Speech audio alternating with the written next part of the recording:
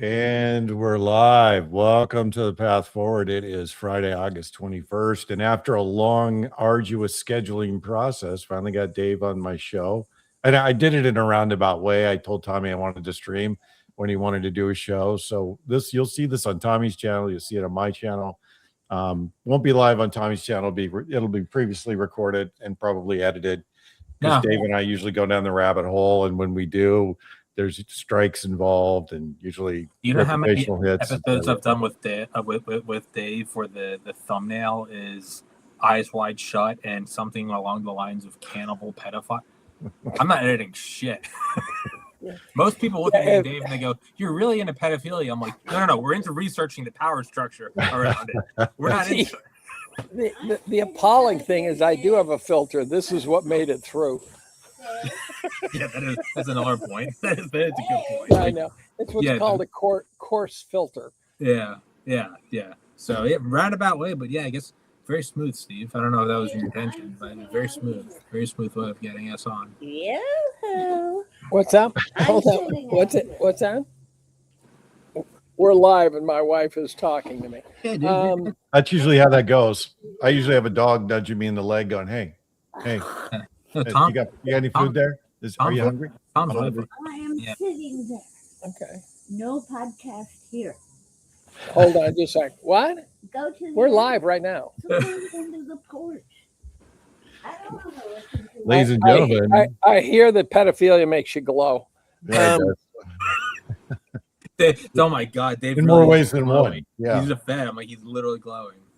Yeah. All right. So speaking of pedophilia, did you happen to see the Alicia Silverstone drop of Courtney Love, basically confessing to eating children? You think it's real? I did. You know, there's so many of those. Some of those come through the. You know, this guy TP. My wife is insisting I move. Somehow she doesn't want to listen to me talk about pedophilia in Hollywood. I can't imagine why. She made the funniest comment the other day, which I'm going to tell you. You know, the woman who killed her kids, right? Yeah. The one that got $800,000. Yeah. I think the story that really ought to be said there is that she was drugged out of her gourd. And what I can tell you is that a woman who kills her 3 kids and then throws herself out a window, I think the case for insanity is pretty strong. I would agree. And even if she's guilty of shit of something, the biomedical community is guilty of something here too. And what was she on, Dave? Was she on SSRIs? Was she on everything? 13 different drugs. Holy shit. And they were staggered, so it's hard to say exactly what was going on. But her mother was screaming at the medical community to help her. And the medical community ignored her. I talked about a drug that makes people go crazy, a drug called Keppra. And it turns out that it makes you angry. It's called Keppra Rage.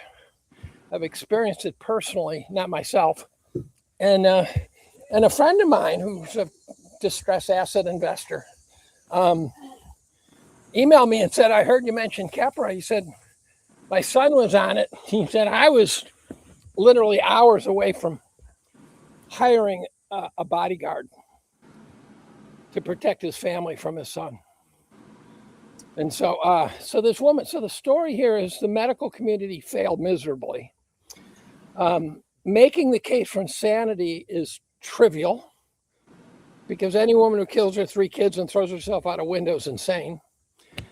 I don't know how you handle this situation. What I do know is the rest of her life is going to be a living hell because she's in a wheelchair and has to live with having killed her children. In prison. In prison. Yeah. In prison. And what's astonishing, get off me, the dogs. And what's astonishing, you know, Dave, the entertaining part of this is just watching you move around and all of the camera movement. Yeah, I know. I don't mean to interrupt. I was gonna say this sounds like the best. This is like the best found footage of a beginning of a movie of like the biomedical community, and Dave's looking around. He's like, "Get off me!" And then it cuts out. The astonishing thing is how many people think it's just a clear-cut case of this woman should be hung from the neck until dead, and she's just a guilty person. I go, you know, there are issues here, and I understand the women defending her, I presume a bunch of them have had postpartum depression, have been put on SNRIs and have been driven nuts by something. So it's not as simple as everyone says. And then I read an article today that talked about how this is a kind of an insanity in society supporting her. I don't support her. I don't endorse killing children. The funny thing my wife said the other day was they weren't even at the age where you want to kill them yet. That's referring to teenagers. But the article said this is kind of like the people who think that Tyler Robinson didn't kill Charlie Kirk. And I'm going, you just took the story to Tyler Robinson? You can't deny the influence of medic. It's not one thing like alcohol where you go, well, he was drunk, and obviously these totally are different. SNRIs, SSRIs. I mean, you're not just messing with serotonin, norepinephrine, adrenaline. You're talking about like the actual cholinergic pathways of this stuff. It changes the framework of your brain, and when you're on multiples of these things, I mean, drug interactions are synergistic. So it's like add two things together, they're wild. Add three, it can go in any which way. You're up to 12 or 13, and that doesn't mean she's innocent. But to not take that into account, to look at somebody and go, this person was clearly insane. They were in a window and they jumped. And then you zoom out and you go, well, they're on the 90th floor of the World Trade Center and they were burning alive. Was there maybe another factor in them jumping? If you isolate somebody jumping out of a window, sure, that is insane. But to look at this and go, none of those medications were involved. I mean, are they trivial? Are they aspirin and ibuprofen? Well, then no. Are they psychiatric drugs? You absolutely have to hold them accountable. So two supporters of her showed up. Two supporters of her, which are interesting. One was Mary Bowden. She's got a longer name than that, but I'll just carry Mary Bowden. Mary Bowden, yeah. She's an MD. I know who she is. Yeah, I know her. Yeah, and she fought the vaccine and everything. The other one who defended her was Candace Owens. Isn't that the name? Mary Bowden had an axe, gave her father 40 whacks. When her mother saw what she had done, she gave her mother 51. You ever heard something like that? It's not Mary Bowden, though. Pretty sure it is. Sorry. Really? Well, Steve? there's a couple of parts to that, right? So the medical industry is cooked for a lot of reasons, and there's a variety of reasons for it, right? Reason one is the insurance companies have basically, and private equity have stripped the ability for doctors to actually do any preventive or, diagnostic medicine. They just treat the symptoms. And that's where the drugs come in, because the pharmaceuticals and the PDR is all written basically by the pharmaceuticals. So you have these really toxic drugs. And I'll give you a case in point. When I came back from the desert, I was acting out in all kinds of ways. And went to like 4 or 5 VA doctors. And by the way, this is the funniest part of that story. I went to 4 or 5 different VA psychologists, psychiatrists, counselors, whatever, right? There's no record of it in any of my records. But the first thing they wanted to do was prescribe me SSRIs for our ADHD meds. And so they put me on Strattera, which was a ADHD drug.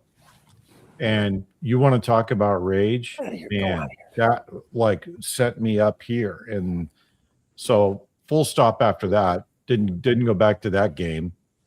Then another doc that I went to said, we got low T, so we should treat that. That'll help your symptoms, right? So they put me on the shots, where they give you a shot in the ass once a month.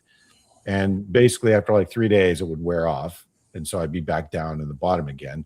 So they went to twice a month, and then it was just peaks and valleys, right? Right. So imagine if I was taking Strattera and doing the testosterone and getting the aggression from the testosterone and then amplifying it with the Strattera. Guess what? Rage monster. Completely. And here's the other part of it too. When the rage part came after taking Strattera, there was no way to ground.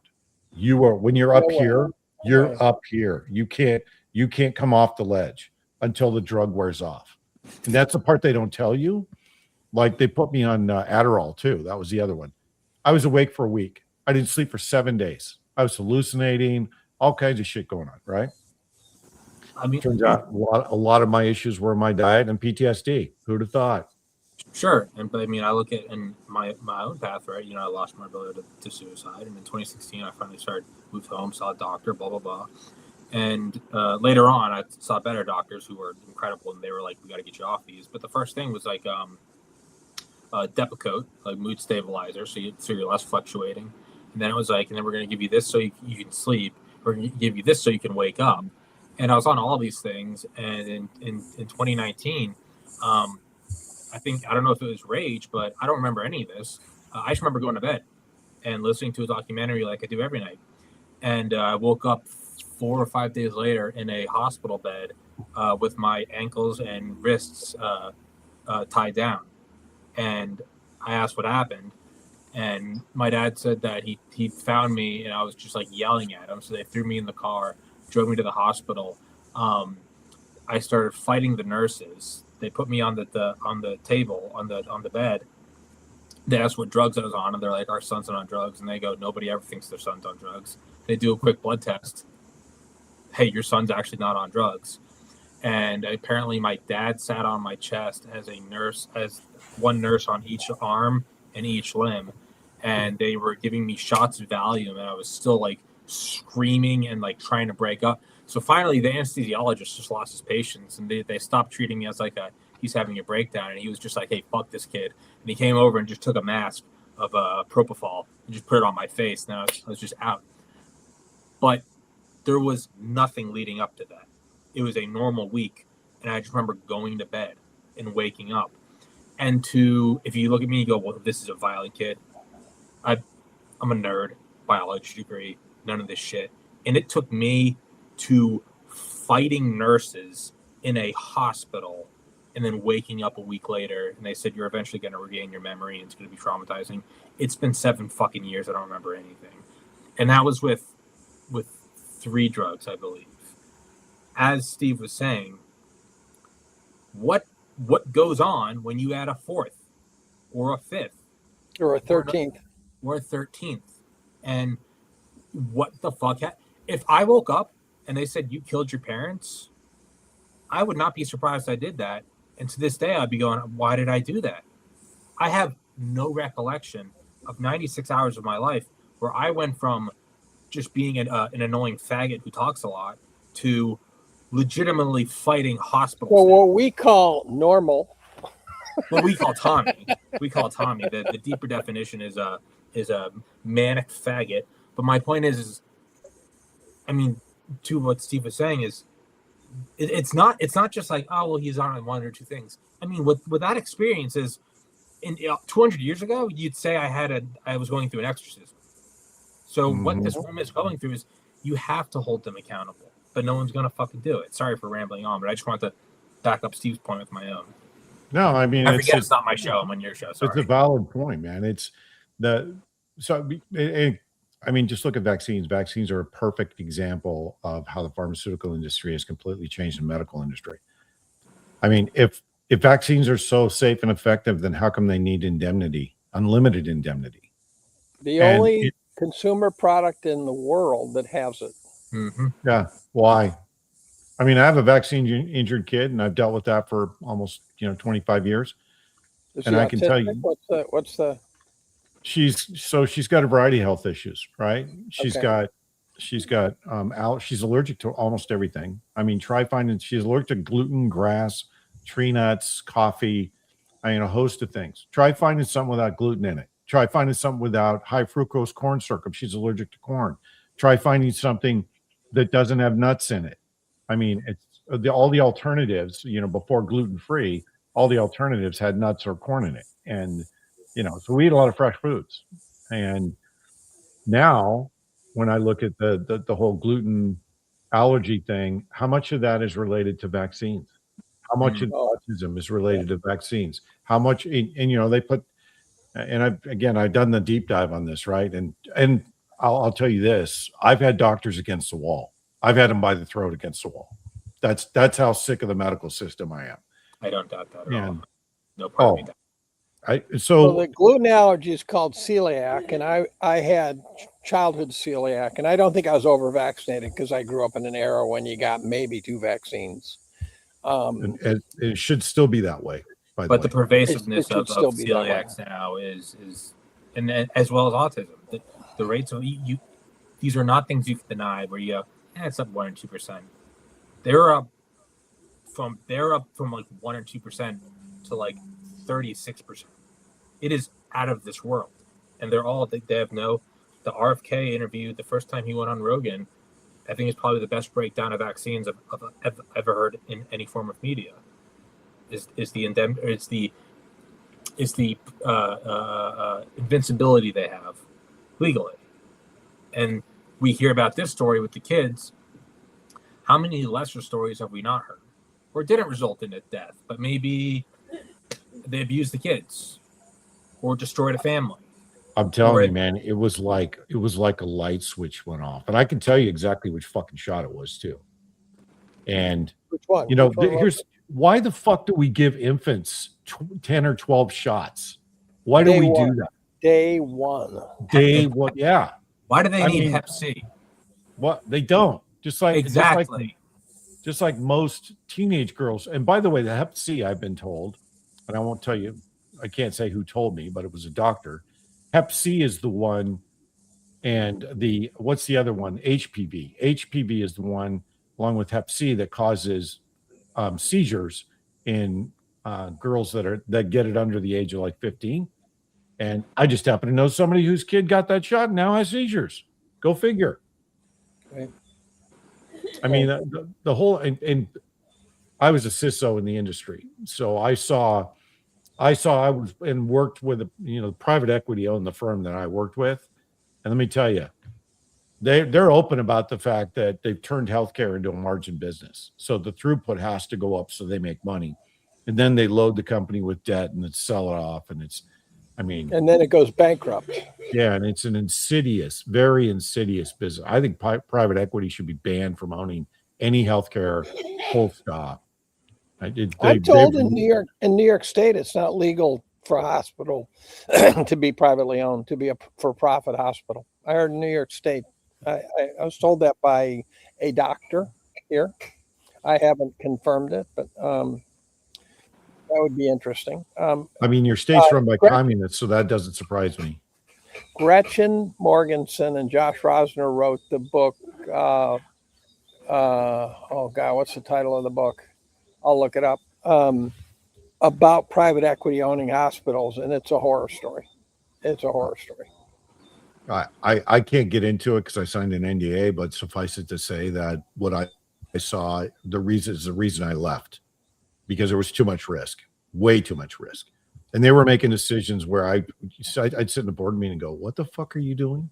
What the, when the first words out of your mouth in a board meeting are, what the fuck, there's a lot of danger there. And I can tell you, I went to several board meetings where I was like, what the? So that's just one company. I imagine all the other practices, all the other healthcare, like laboratories and healthcare, when you have like medical devices, ambulatory devices, and private equity owns all that, imagine. But the long story short here is that they've turned it into a margin business. So now the level of care has gone down and doctors are restricted from what they can treat. Like if you go in and you have a bump on your arm and you go in for the bump on the arm, they may see a tumor in your throat, but they can't do anything about it until you come back again for that. That's how much the insurance companies and private equity have ruined healthcare. It used to be go see a doctor, they'd see what's presenting, they'd test you for other things, and they'd treat you to heal you. Now we don't treat people to cure them. We just treat the symptoms. Well, I haven't signed an NDA, and I've done so many shows that I don't know which one's going to kill me. But a good example, and I mean to refer this in the most respect because I don't want. I'm being very disrespectful as I always am. But Dr. Aditi Bhargava, the head of UCSF mRNA research at UCSF Med School. UCSF is Harvard Med School of the West Coast, and she was involved with the mRNA vaccine. She is not politically aligned with me at all. She actually campaigned for Biden. She reached out to me after seeing some of the shows I had done and said, "Can I come on your show? I have to talk about how corrupt this is." It was after Biden said, "We're losing our patience." She said, "Mike, this is a very left woman." She reached out to me and said, "Can I come on your show?" And we did a show with the PowerPoint. She talked about the mRNA, the liposome vesicles and everything. But think about that. Think about how much that had to push someone to look at me and go, "This fucking like neo-Nazi MAGA guy, but I'm going to come on his show because I have to talk about this." That's just one woman who had the courage and the quality of spirit to do that. Talking about the mRNA vaccine. Yeah. And that's a lot because a lot of people were talking about it, right? Malone, McCullough, whoever. And it all happened at once since the age of media and blah, blah, blah. What about all the shit that happened in decades past where there wasn't emails and podcasts and it was Walter Cronkite and whatever the fuck was owned by the CIA, and somebody went, "Hey, we're doing this HPV thing or we're doing this polio thing and this is injuring people," and they were just told to shut the fuck up. Like, that's the level it's at right now. And well, it's worse than that, Tommy. They're taking away licenses for people doing that. Well, that's the other thing. Mary Taylor Bowden's a perfect example. She's fighting the state board, and I think they took. That's why doctors were against the wall, because they used bullshit terms like causation or correlation is not causation. Yeah, you were against the wall. I believe they took. I might be wrong. I believe they took Dr. McCullough's license, and to people go, "Well, you got to stand up and do the right thing." It's easy for me to do that because I'm on a fucking podcast and I'm just an annoying faggot.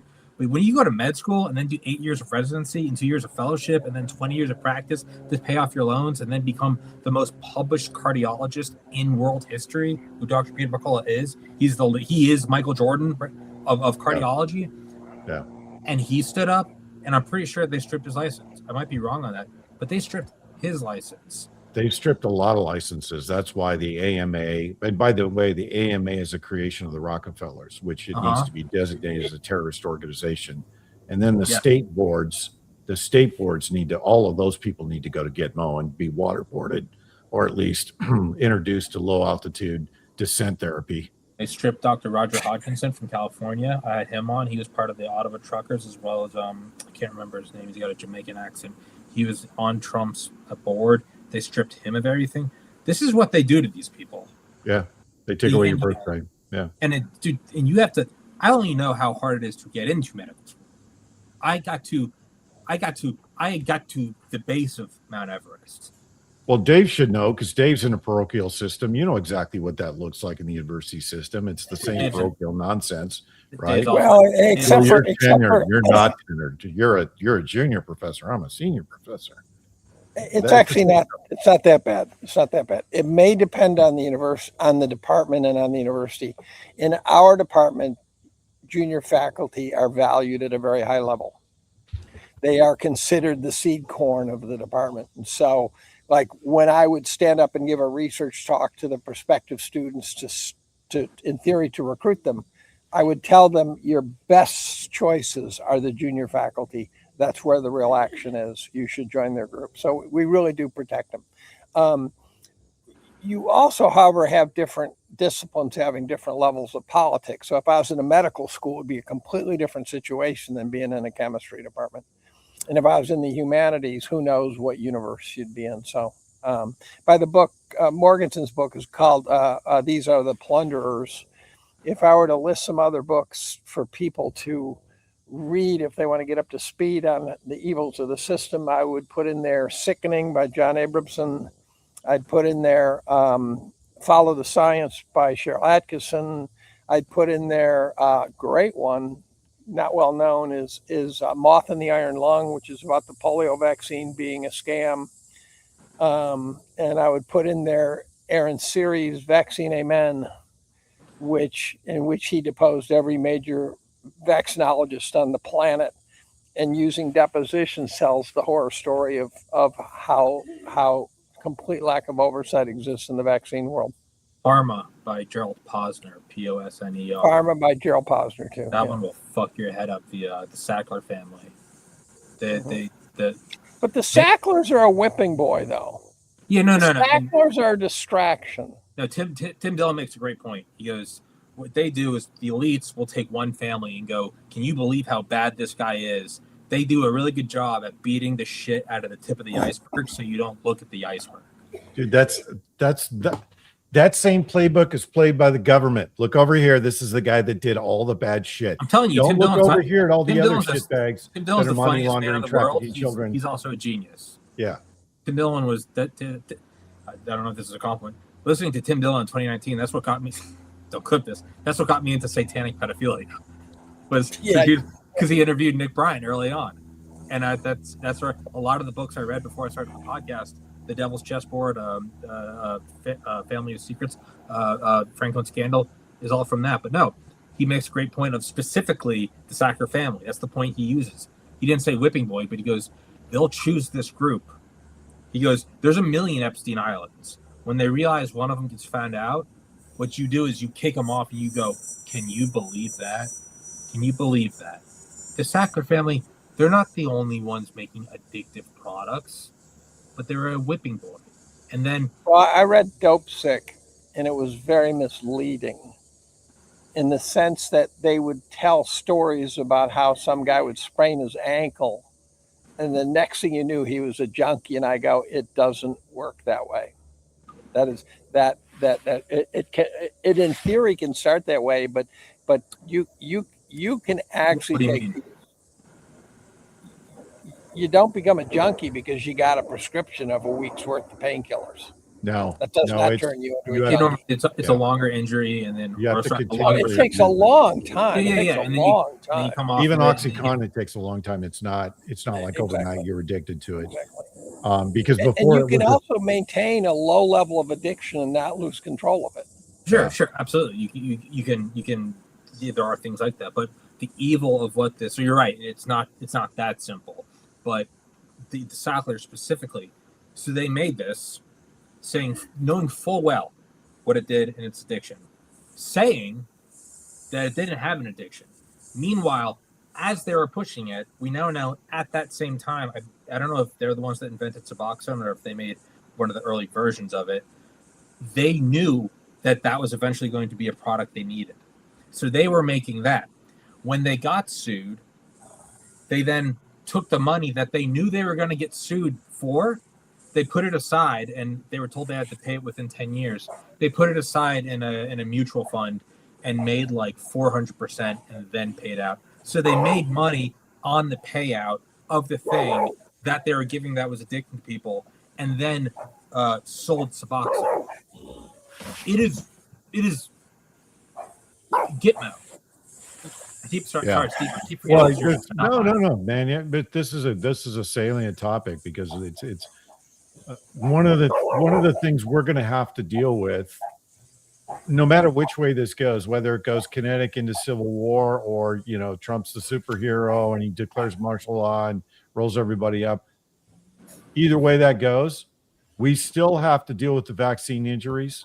We still have to deal with what the downstream effects of mRNA are. And if nobody's talking about it, somebody needs to talk about it, because that's going to be the problem of a lifetime. Can you reverse the effects of some of these things? Because supposedly it alters your DNA, whatever the hell that means. I'll tell you what it means. I know exactly what it means. What? So you get an mRNA. If you get a reverse transcriptase in your system, which can be included in the vaccine, if they decided the best way for the vaccine to work was to not only give you an mRNA, but to literally incorporate it into your DNA to generate a lot of spike protein, I wouldn't put it past them. I don't have hard data on that. But you can, for example, get a reverse transcriptase enzyme from another virus, and it will transcribe it into your DNA. And if it gets to the germ cells, or just gets to any cell, there's a huge spike in cancer. That's getting into your DNA. When you get a cancer with the vaccine sequence, and they have sequenced it, they're tracing specific cancers to specific batches now through sequencing. And so when it transcribes into your DNA, you now have it in the DNA. You now have potentially a tumor if that's what happens. Now, if it gets to your germ cells, what are germ cells? Sperm and eggs. If it gets to those, the next generation gets it. Now, Where did the vaccine collect after 20 minutes? In women, the ovaries. The Ovaries highest and affinity. testicles. The highest Yeah. affinity was the tissue in the vagina. Dr. Jim Thorpe, Dr. Fine Touch in Canada. These guys came on my show and they did this and they showed the highest. It's not like kind of it happened. It'd be like it's like when you have those tables with magnets under them, when you know they have the iron shavings and you can like move shit around. It'd be like if you threw it all in there, it bounces everywhere, but a bunch of it clumps right there. You cannot tell me that is accidental. It is either a form of long-term sterilization or it is a way of passing on some illness to the next generation or weaken them or whatever it is. But it doesn't even matter what it is, because once we acknowledge that they can do reverse transcriptase, that's like saying in the early 1900s when the first Zeppelin went on its like military debut, and the guy made it, and it was like 900 feet long, and it made a very important thing. It was supposed to stay on a lake, but what it did is it rose up in Germany, or what was then Prussia, and what it did was it flew over the border of the neighboring country, and I think they dropped leaflets that said like "hello from the sky," and they came back. But what everyone knew what that meant was, you can now fly and you can now drop things. Maybe not a leaflet, maybe a munition. Once we acknowledge that they're doing reverse transcriptase, and once we acknowledge that it's going into the reproductive areas, you can say it was for COVID. Well, what the fuck else are they doing? Maybe they want everyone to have low T. Maybe they want everyone to have celiacs. Maybe they want everyone to be insulin dependent. We don't know, but we're also not talking about the lipid nanoparticle, right? Sam Sigaloff did a show on the lipid nanoparticle. That's what Dr. Oddity Bhargava came on my show to talk about, was specifically that. Yeah, that's the most dangerous part of it. It's not the spike protein's dangerous, but it's the lipid nanoparticle that crosses the brain barrier that's even more dangerous. Very cytotoxic. Very cytotoxic. And not only that, they didn't know, or it was intentional, how to homogenize the distribution of the lipid nanoparticles. So when some people would get the shot and they'd be fine, and then other people, like women I've interviewed who are my age, college athletes, and they are in wheelchairs and they talk with a slur, and their life is fucking ruined. Right, Dave? And yeah, my dog just knocked my computer. Yeah, your dog's working for Pfizer. Dr. Barger was fucking making me laugh. Dr. Barger was talking about. That's funny, man. So funny. This is found footage. Well, I did a podcast this morning with Sean Newman, who actually came to my house. He was visiting me, and I had the dogs locked in the bedroom. Never invited me, Dave. And my wife let them out, not knowing I was doing a podcast. And they're happy as hell to see me now because they've been locked in the bedroom. So there's this wall of dogs leaping on me in the middle of the podcast. And so the dogs are becoming a part of the podcast. I'm sure Sean appreciated it. The mixing problem hit me like a truck one day when I was having a chat with Ryan Cole. Dr. Ryan Cole. And he made reference to the mixing problem, and all of a sudden as a chemist it clicked. So in biochemistry, you learn you don't handle RNA and DNA in anything but the most gentle way, because you'll break it. So if you're pipetting it just with a handheld pipette, you can break it. If you want to break up DNA into shreds, you just put it in a blender, you can break it. Normal molecules, that doesn't happen. Long stringy ones, you can do that. And the problem is, so you can't agitate it at a high level because you'll break it. And at the same time, you're making batches for billions of people. And so it's an oil and water problem where you've got the lipid nanoparticles at the top and the saline at the bottom, but you can't agitate it. So it'd be like if someone said, here's an oil and vinegar salad dressing. You've got to give it to everyone at the dinner table, but you can't shake it. So someone's going to get oil and someone's going to get vinegar. And so the batch dependence is potentially where in a specific batch your sample came from. Dr. Bhargava did that with, I just made a note. I'm going to contact those doctors and see if they'll come on with you, Steve. Of course I do that without even asking you. I'm like, you're doing this now. But like Dr. Bhargava showed a PowerPoint presentation of just that. She goes, we don't know how they're distributed. You have these little, for reference, it's like one of them might, as you said, one of them might be, I don't know, maybe it's like the size of table salt. And it'd be like if the other one, your soup, so the soup I made for Steve, it got a couple dots of salt.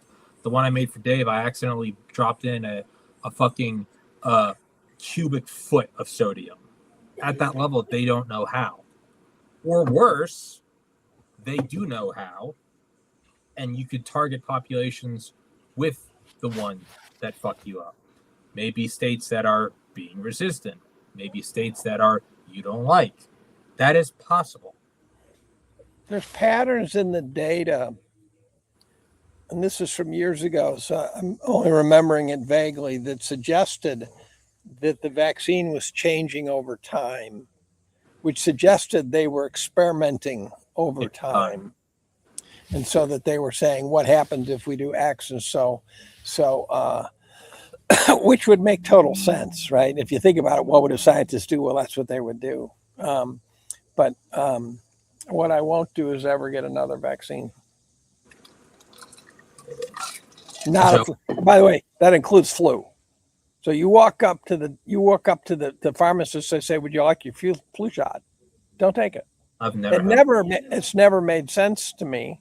I must admit, occasionally I would have said, "Sure, I'll take it. Whatever. Why not? I don't care." The flu vaccine is by definition out of date. By definition out of date. What I think the mRNA was, I think there's multiple purposes. I think there's probably some reduction of fertility, some depopulation, some. What I really think it is it's a population group of N equals 8 billion. Now let's say the mRNA vaccine is, in theory, like nuclear fission. You can use it to vaporize a bunch of Japs, or you can use it to power a city. I think and this is my personal theory, and I have no proof for it whatsoever, but fuck off. I think they looked at this and said, this is the next thing this is the next level of medicine. This is the equivalent of, the antiseptic technique or penicillin or surgery. Is they looked at this and they said mRNA and its subsequent generations, as we get better, this is the Wright brothers flying, and this is the new technology. And what I think the power elite, whatever group or percentage that is they looked at this and said, we can use this to extend our own lives or make the quality of our lives better. How do we do it? Well, if N equals 8 billion, and you go, well, what about different populations? You go, get all of them. All, Koreans have different enzymes than the Irish. It's get everybody, black, white, young, old, men, women. You add this thing. I think there's probably multiple purposes to it. I think they probably want to fuck up certain populations. It was definitely a power grab, but I think they were also actually testing it because they want to see what happens, because they want to perfect it for themselves. And I know that is way out there, but that's my theory, is they just want to see what fucking happens. And there are other agendas woven into that, because it's like, well, if you're doing it anyway, then let's also, if we're going to kill Kennedy, let's also go fucking do this, but like, that's what I think it was. And that would make sense that they're changing it as they go. They go, well, let's see what happens if it crosses the blood-brain barrier. Let's see what happens when it goes to, the testicles. Let's see what happens when it goes to the ovaries. Let's specifically see what happens. How can we adapt? Did anything come out of the Fauci papers, besides the fact that we find out, shock of shocks, he's an arrogant douchebag, and that he knew stuff that we knew he knew? I mean, if you read the Pfizer papers, you knew he knew. And so he did things that we knew he did, but it was not official. Did anything come out of it that told us about this motive question? Because it's the most speculative thing. Well, did it get released on purpose? Did it get released to cull populations? Is there anything of that flavor in there? Because I don't think there is, right? I don't think it's come out yet if it is, but I would assume that it's probably been scrubbed out, because I mean, who pays for most of Congress and most of TV? Big Pharma, right? But the Fauci papers, is my understanding, did not have the redaction that the Epstein papers had, for example. Is that right or no? They didn't remove anything, Dave. I mean, come on. No, I know. You know as well as I do that they're gonna protect the bread basket at all costs, and this is just chum for the or they'll throw out Fauci like they do with the Sackler family or Epstein. They'll go, look at, we got the guy. But you can't just go after Fauci. If you go after Fauci, you have to go after Daszak. If you go after Daszak, you have to go after everybody else. I'm not talking about NAID and NIH, and then you have to go after Gates and pharma and everybody that helped fund it. Then you have to go after the guys that made remdesivir because he knew that was toxic. Then you have to go after the hospital administrators that took all of the bonuses and the COVID money and the big pharma bonuses for pushing the vaccine. I mean, you burn down the system. That's I can tell you that's the logic they're using because it's the same logic they use for Epstein. No, I'm with you. That's what should be done. What I'm saying is what will be done. This is a public shaming is what it is. It's just a public shaming. But I want to go back to what Dave said about motive, because that's one thing that got to me as it was happening was, like everyone's like, well, it's a money grab. And I'm like, they've perfected the military industrial complex. They've perfected Korea, Vietnam, GWAT. Like they've perfected that money making thing. They're pretty good at it. They can fake the evidence. We're going over there. By the time it happens, 50 years later, it comes out. You go for Tonkin wasn't real. But by then, they're all dead. I'm like, they've perfected that, and they're very good at making money that way. They're very good at the drug trade. Make it illegal, bring it in by the southern border, and that's as Tim Dillon says. The reason we don't bomb the cartels is because they're on payroll. They've perfected the money making thing. To me, this was way too much work just to make a couple bucks. What is the motive? Oh, it's not the money. Exactly, which is where I'm with you. And I'm like, they know how to make the money. They'll do a 2008 bailout. Like they know how to do that. This was something that required a ton of work. It required every nation to do it in lockstep. What the fuck was the motive?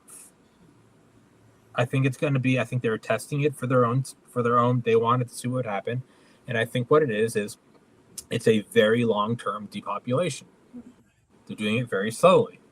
By the time you find out about it, it's like by the time you find out, like the USS Maine was probably bombed by us, but that was in 1898. You're like, yeah, who gives a shit?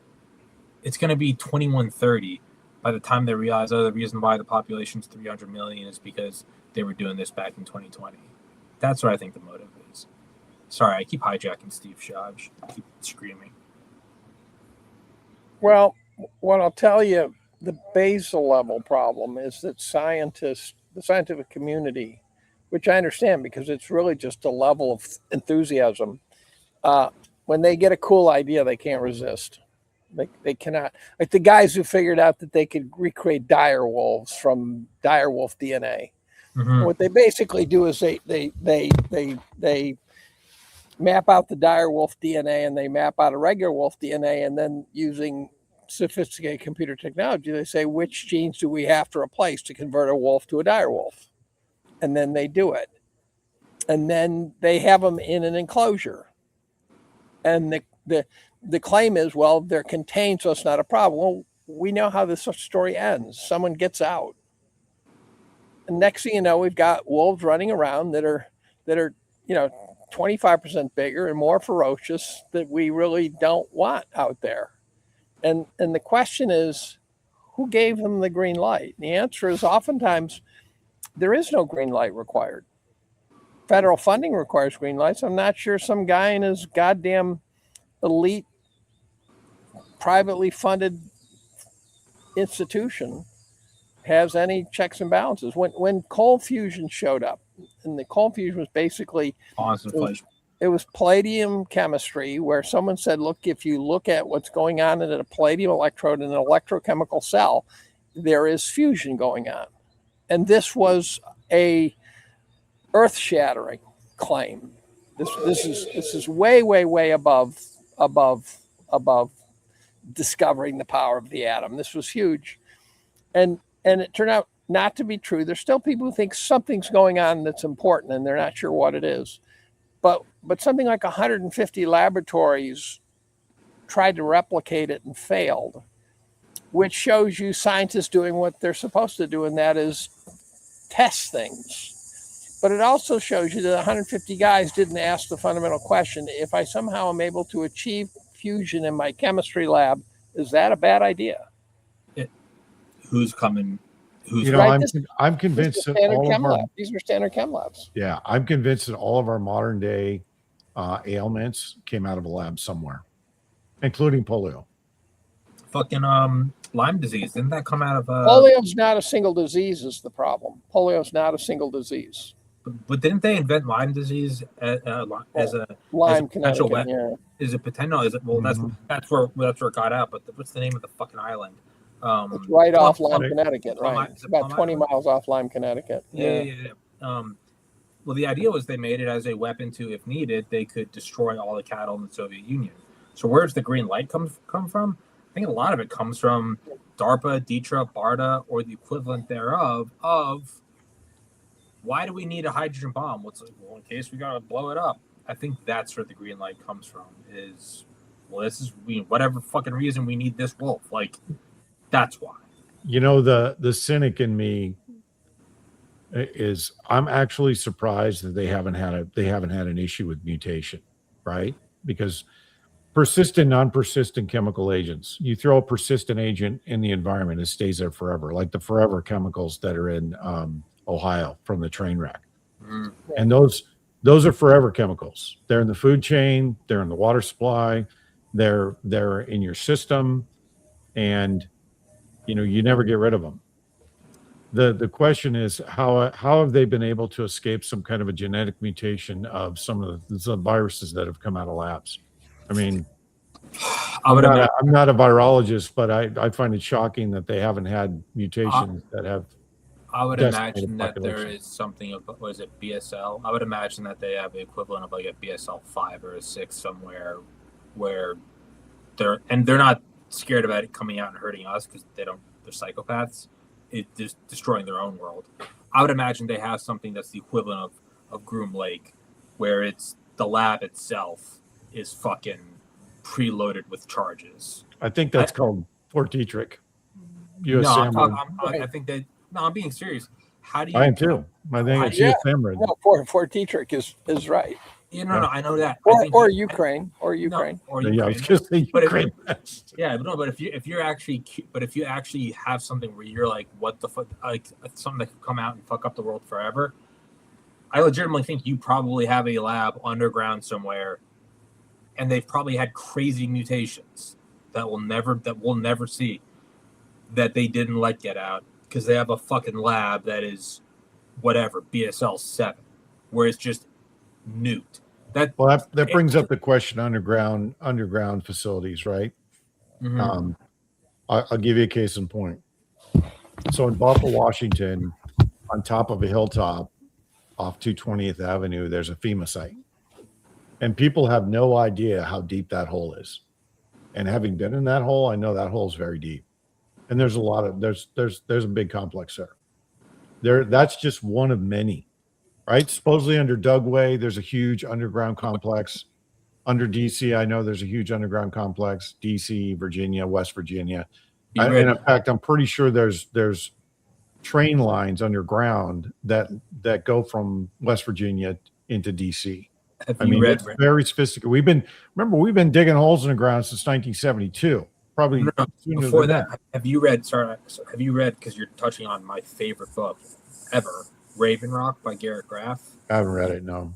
Dude, I remember if I read it or not. Dude, it is. I've had it on my show. He's an incredible author. No. He goes into like the first ones where it was like this kind of like weird hodgepodge thing they put under the White House with like a chemical toilet for the president, and then like FDR because he was fucking retard and he had the wheels that are glass to have a ramp. And then they went, well, actually, the Treasury is, ironically enough, that one's stronger because that's where all the fucking gold is. So they started putting bunkers there. And then they called it the Beard Lot Project, which later turned into Raven Rock. And then Cheyenne Mountain, which was in the 50s. That one was public. And they stopped calling it because people know about Raven Rock. They know about Mount Weather. They know about NORAD, Cheyenne Mountain, Stargate, all that shit. They started calling it around the 60s. They started calling it the relocation arc because what it was almost like an electron potential field. It was hundreds of these things all across the nation, little tiny ones there are ones that go coast to coast from the 70s, built on springs underground that are purely there to hand off maintaining communication with Air Force One, and that goes back to the 70s. These things are everywhere. How easy would it be to just turn one of them into a fucking lab? Let's see what happens. Let's do a crazy mutation. I'll text you, Steve. It's my favorite book. It's super easy. Well, And I can tell you, I just having ordered it. having been in a number of underground facilities, trust me when I say this, they are everywhere. They're everywhere. And this is the funny part. Even in the classified environment, right, in a skiff, there's no comprehensive picture of just what we have underground. It's everything's compartmentalized. So the stuff I know about could be the tip of the iceberg of other very sophisticated underground sites. But remember, Elon's got the Boring Company, and they've been hard at work since he started that company. What the fuck are they digging? What are they building underground? Every company Elon touches is deep state. Yeah. I rest Also, my case. You just By the said way, it better than I could have. the underground story goes back to Göbekli Tepe. Well, yeah. We kind of are taught history where this idea that you protect yourself by putting the people who you want to protect on top of some high mountain that's totally defensible, some castle on some hill somewhere, and it's impenetrable, when in fact underground was what people did, like Göbekli Tepe. There's another one whose name is not as easy to recall. And that you find these entire civilizations had lived underground, and so when the raiders came, you went underground. What about the DUC, the DUCC, the Deep Underground Command Center, proposed under Kennedy? It was, and this was 3,500 feet below the White House. There was an elevator that went down from the White House, and I think there was one from like Congress, and you go across.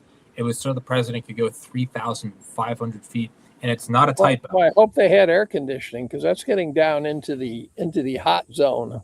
Yeah, and they had different versions of a 50-person one and a 200-person one, but it was made for, and I swear you can read it. The documents are there to survive multiple, and I quote, 300 megaton air bursts or multiple 100 megaton bunker busters. Think about Tsar Bomba's 57 megatons. And they decided not to do it because I guess Johnson said like it's a tomb, and that's what later led to the ARPANET, so that these things be connected. But they've been building this shit since the 50s and 60s. And I know this conspiracy you people... also don't know if they decided not to do it. Let's start with that. Oh, yeah, they said we're not doing it. Okay. Well, they said we're not doing it. Oh, yeah, okay. They said we're not... Oh, good. I'll take So your assume word. they built it and probably modernized it, and now Elon's making it bigger. And why wouldn't you? And I'll give a shout out to my favorite conspiracy, which most people don't like at all, Phil Schneider, talking about all the nuclear powered boring things back in the 60s and 70s. And he was talking about, making these caverns 5 miles underground all across the United States, linking all the bases in the Midwest. And everyone takes Phil Schneider and they look at him as like 1,000 times more unbelievable than like Balbazar. Man, go look up fucking Phil Schneider. That's Steve, the OG. How deep can conventional weapons bomb an underground facility? How deep could you go? Durandals can go, I think, 100 feet, 100, 200 feet. Yeah. So that's with the concrete. I can't remember the specifics of the nose of the bomb. So those are the bunker busters where there are multiple explosions. So it goes bang, bang, bang, bang, bang through the rock. And you can also do those repeatedly in the same hole. The idea that Iran has a nuclear facility and it's not deeper is absurd, right? Yeah. So the idea that we bombed their nuclear facility is absurd. Well, If it exists, that's where I was going to go. Yes. So that whole thing was a ruse. Is the point? That whole thing was a ruse. Wag the dog. Come on. But here's the brilliance of the ruse. Trump says, and this is where Trump had my support. He says, we bombed the nuclear facility. It's off the table. Iran then went and hit a U.S. air base that was irrelevant. And then they both turned to Israel and said, shut the fuck up. Yeah, originally I thought that was going to work. That was brilliant. Now, what I didn't see, hey, get out of there. What I didn't see coming was that he would bomb Iran in earnest. Not just clear, to say, look, we're going to come and we're going to drop some bombs in this shit. Clear your guys out of the way. They don't die. They say, we're going to come and bomb this airfield out in the middle of nowhere. Clear your guys out. No one dies, right? Deal. Let's high five. They do it. And then they turn to Netanyahu and they say, now shut the fuck up. But and then you go, and then you go. And they bombed Iran. Yeah, and then you go. No, it does make sense because you take the boogeyman off the table. The asterisk that we all forgot is that they have a video of all the important people in our country raping children to death, and so that they can. You forgot that little asterisk where they went. Yeah, bombing. I'll believe that when I see it. Do I believe the doomsday tapes exist? Absolutely, I do. I was told they do. Does Iran have them? I don't know. Supposedly Iran hacked all of Israel's key leaders' cell phones and took a bunch of data off of those. Who knows if that's real? Yeah, so they hacked us by hacking Israel. Yeah, I want to go back to something though that you mentioned earlier, and it's about bunkers. Having been underground in launch control centers, if I'm going to die, I'm going to die on the surface. I do not want to be in a concrete coffin underground when something goes off, because when the lights go out, and you're in the dark. That's what LBJ said. I presume, though, they have independent power. Yeah, but for how long, right? Yeah. They don't have 40-year batteries. No, they could have huge fuel supply. You want my honest opinion? I'll bet you some of these have nuclear reactors. I'm sure. That's right. That's right. Or fusion reactors, or 0-point energy, all the shit that they won't give us. And the Iranians supposedly had all sorts of earth-moving equipment in the ground, so that when it came time to get back out, all they had to do was get out the bulldozers and bulldoze their way back out again. There was a special air wing in the 50s under Eisenhower whose sole purpose was to whatever the early helicopters were, to fly. These were in bunkers outside of DC. These helicopters would fly bulldozers to the White House to clear it so they could dig down. That was in the fucking 50s. Oh, so they have more sophisticated plans now. Now, what Steve was saying about the launch facilities, that's not for everybody. So when Dave was saying, I bet they have, running power, they're not all the same. That's, launch facilities. It's like, yeah, those are your two schmucks that turn the keys. You're fucking dead. You die. But the bigger elite ones, I would say that those absolutely are like city size. But the launch facilities, you're dying there with like MREs. Trump is building a bunker right now, right? He's building a data center. He's building ballroom. It's a ballroom. Yeah. Yeah, right. But it's sorry to keep interrupting. But hey, one sec. Somebody's at my door. One sec. Yeah, you're good. Speaking of dying in a little facility like that and eating MREs, you can get Heaven's Harvest Prepper Food, which sponsors this podcast as well as Steve's podcast. You can see it on the right side of the screen. But no, so the smaller ones. You should hold it up. Do him a biggie. Heaven's Harvest Prepper Food. This guy's cool as fuck. Clayton, he comes on my show. He doesn't give a fuck. He comes on and he openly talks about satanic pedophiles. He doesn't care. But no. So the smaller facilities, sure, you're probably fucked. But the bigger ones, no, I'm with you. You definitely would have boring equipment down there. When you're looking at like the presidential size ones, that's what you would have. And this is all the shit that's like been declassified. So it's like, Dave, when you and I talk about like SDI and the stuff that we've heard about, that applies to everything. So the bunkers we hear about, why would they not be advancing that technology? Oh, that's 50-year-old information. Exactly. I mean, they have the Phil Schneider, who again, people are like, they hate him. But I don't care. Phil Schneider's my home. I don't know Phil Schneider. Why is this not ringing about? I'll text you. It's one of he all he talks about is underground bunkers, and the reason why people don't like him is because he talks about aliens in New Mexico. But everything else he fucking talks about. Yeah, that would not win me over. Yeah, no, but that's like the one point that people poke at. if you take that out, everything else he's talking about is like, he's like, no, these are bunkers. He's like, they started under Eisenhower. They got better at them. And it's a nuclear deflagration where they instantly turn the rock into like into a tube so you can just keep going and get bigger and bigger. Why would they not advance that? They've advanced aircraft. They've advanced satellites. They've advanced computing. They've advanced mRNA technology. Why do we assume that they're still just using just shovels and, put in that elbow grease? They've probably got Operation Plowshare or Project Plowshare was the idea to use nuclear weapons to create like whatever we wanted, to create moats across the United States, to detonate them underground and create perfect caverns. Who says that they haven't done that? I think they probably have. Steve, if I said a year from now, Iran, what's going on? Is it in our rearview mirror? Or is the shit still hitting the fan? I bet you it's exactly what it is. The strait. You think it's just going to stalemate for a year at least? Well, supposedly we're moving 10 million barrels, 10 million barrels a month through the strait right now on a different corridor. What's to a different corridor? Yeah, through a southern corridor. I don't know if that's but true, but they can still give them hell, right? Yeah, that straight's not a wide strait. So there's two narratives that are going right now, and I call them narratives because I don't know what the ground truth is. Narrative one is the nuclear conversation. We need to nuke Iran. We need to finish the job. That game.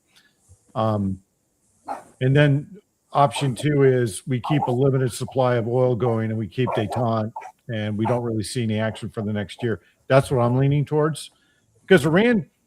Think about it this way: Iran is set up for us to do some kind of a ground incursion, and I think that the adults in the room at the Pentagon have convinced the president that a ground incursion is suicide. Hopefully, they've convinced him. I'm assuming so. That said, however, I've been told by some folks that are still there that the people that have been relieved in the last couple of months were all opponents of using nuclear or even having the nuclear option on the table. That's the whole Mark Levin. We need to nuke them. Blah blah blah. So I anticipate, and I'm looking at the actions we're taking right now.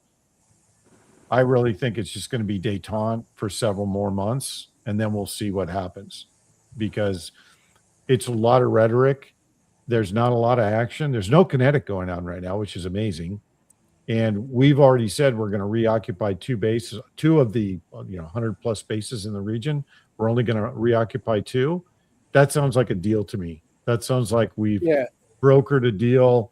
We had the ink's not dry yet, but we've told the Iranians what we're going to do. Now, if Israel, and this is wait, let me put my conspiracy glasses on for this one.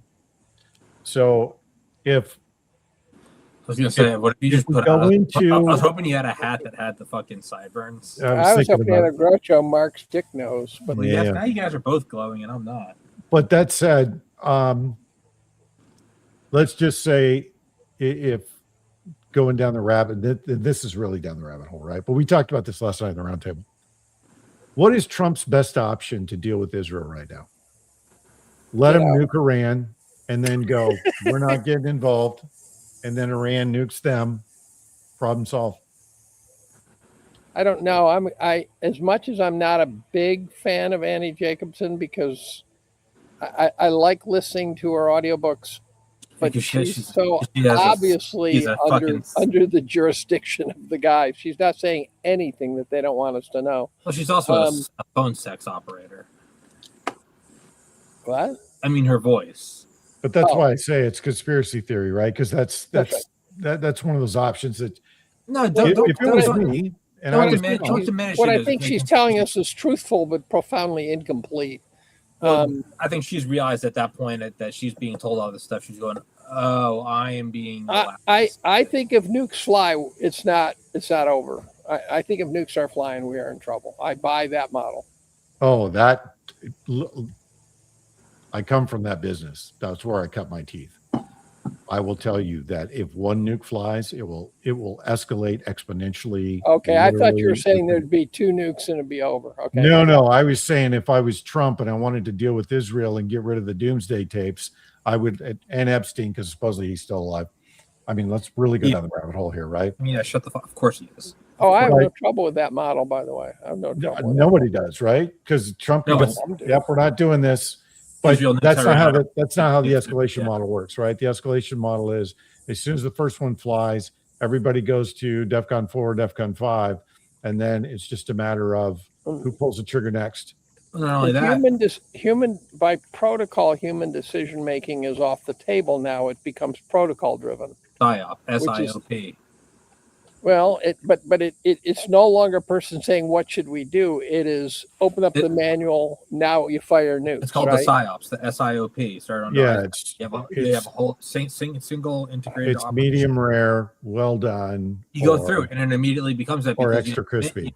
You Right. have minutes, and then with the And submarines. that is Jacobson's model, which I think made sense to me. Well, that's it. It all becomes it, and they've been using supercomputer. Like, it's always funny to me. It's dark, but like when you find out about like the U.S. has this new supercomputer, it's doing zeta flops, and it's like, what does it primarily do?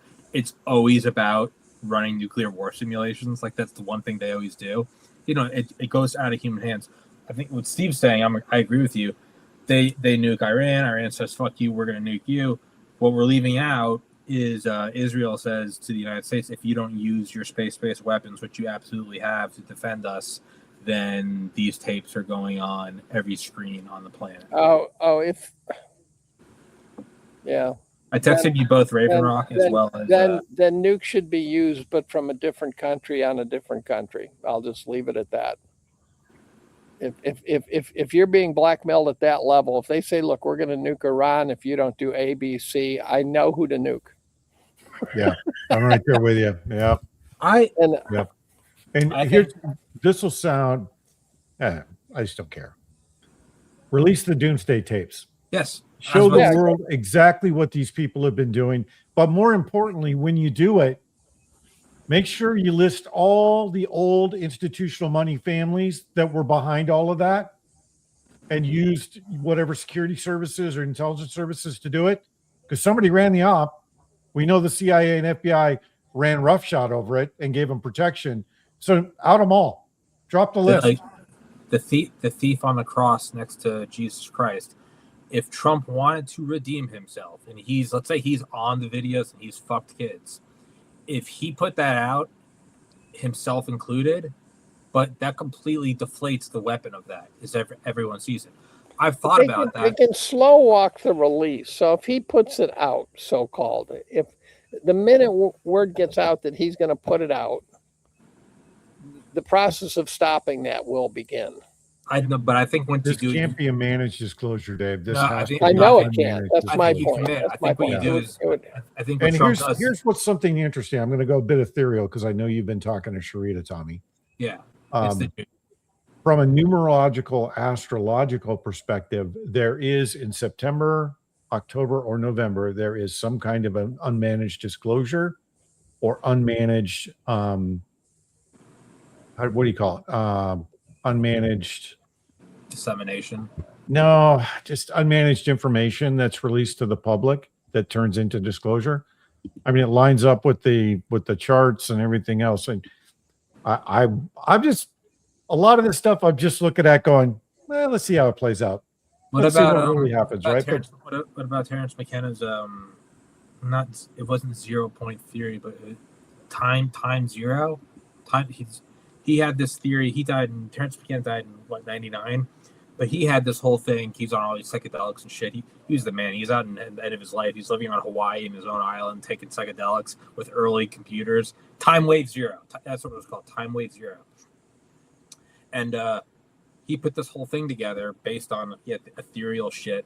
And he said 2001 is when the American empire begins its change. And he died in 1999. But I don't think that there's like, I don't call that stuff woo-woo. I think it's science that we haven't mastered yet. I think it's like electronic. I'll go a step farther. 30 years ago when I was a captain, I saw technology that wasn't operational yet. It was proof, but it wasn't operationalized yet, and it was fucking light years ahead of where we are right now. Light years. So I know they have the tech to go forward back. I know they have the tech to do a lot of different things. WSM, weird science and fucking magic. I'm telling you, I've said this before on many shows, and people are like, "Oh, you're full of shit." I'm like, nope. What have all the labs been doing? PNNL, Lawrence Livermore, YNL. What have they all been doing for the last, I don't know, 50, 60 years? You think they were just looking at nuclear energy? Or do you think they were doing other stuff? Ben Rich was in line when he said, anything you can imagine, we've done it. We are 50 years ahead of what you can imagine. Star Wars, Star Trek, it's everything we've done. And if we haven't done it, it's because we decided that it wasn't worth it. We have power. We have we have technologies that could remove all the illnesses and woes of mankind, but it would take an act of God for these technologies to get out. Head of strong words and Lockheed Martin. That's why. That's why we're still on fossil fuels. That's exactly why we are. And that's what these bunkers have, is they are absolutely run on nuclear reactors. At the minimum, fusion if not, 0 point if not. Where do we use the nuclear reactors? To power hospitals? No. 2 things. Aircraft carriers, so we can go bomb the fuck out of brown kids, and then nuclear submarines, so if we have to, we can also bomb the white guys. They use that shit because they know that's what really works. They have absolutely advanced that. Phenomena by Annie Jacobson, again, going back to ESP. Dude, they worked on all of this shit. We don't know if or when it works or how it works. But yeah, no, I think stuff like that, like numerology, I don't write that off. Well, which one of the Weinstein brothers said that science, and Dave, you probably know this one, science was stagnated in the 70s. It's Eric. Yeah, he said science Eric purposely actually has argued that they purposefully stagnated the physicists. Stephen Greer, people hate him, but he does have a great quote. He goes, how long does it take to fly from New York to LA? And how long has it been that exact same time? EM points that out. He goes, at what point did we stop seeing these fundamental changes? In the 50s, it was the sky's the limit. We're going to do this, we're going to do that, we're going to do this, we're going to do that. It's slowed down considerably when all mathematics show that not only should it not have slowed down, it should have accelerated. Yeah. The tell is we've been in space since 1969, and we're still using brute force rockets to get to space. We haven't figured out another technology to get there faster. Yeah. Dave, you've been awful silent. I know you've got a whole bunch of things you want to say. I'm going to keep running my mouth because I'm a fucking retard. Oh, you're welcome to. Space. I think space. I don't think Trump created Space Force. I think he declassified it, just like the NRO. People don't realize there are projects there are operations that are black. Fucking descendant Delta, they do this. Then there are projects where we're working on this new technology that are black, and those are more people. There are agencies, the NSA and the NRO are government agencies whose existence was not known to anyone, yet they operated for decades. We are absolutely, another Ben Rich thing, the U.S. military is amongst the stars. Well, was it Gary McKinnon in the early 90s, late 80s? Gary McKinnon and his space fleet, terrestrial soldiers versus non-terrestrial soldiers. Yeah. Terrestrial and non-terrestrial officers. He saw a Manning document, and somebody asked him, "Does that mean like aliens?" He said, "No, these are from what I gather, from what I saw, these are officers that are on planet and officers that are off planet." Yeah, I'm just pissed I wasn't one of the ones that got to go off planet. The same. I'd love to. I fucking love to. I had a pretty high clearance, but I never got into the secret space program or the who Space Force. Although Chance Saltzman, I did serve with him when he was a missileer. So did we go to the moon? Did we go to the moon? I don't know, Dave. We didn't do it in a rocket. I can tell you that much. I'll tell you why I think we did, because it would have been an intelligence coup and a propaganda coup for the Soviets to track it and say that it wasn't going there.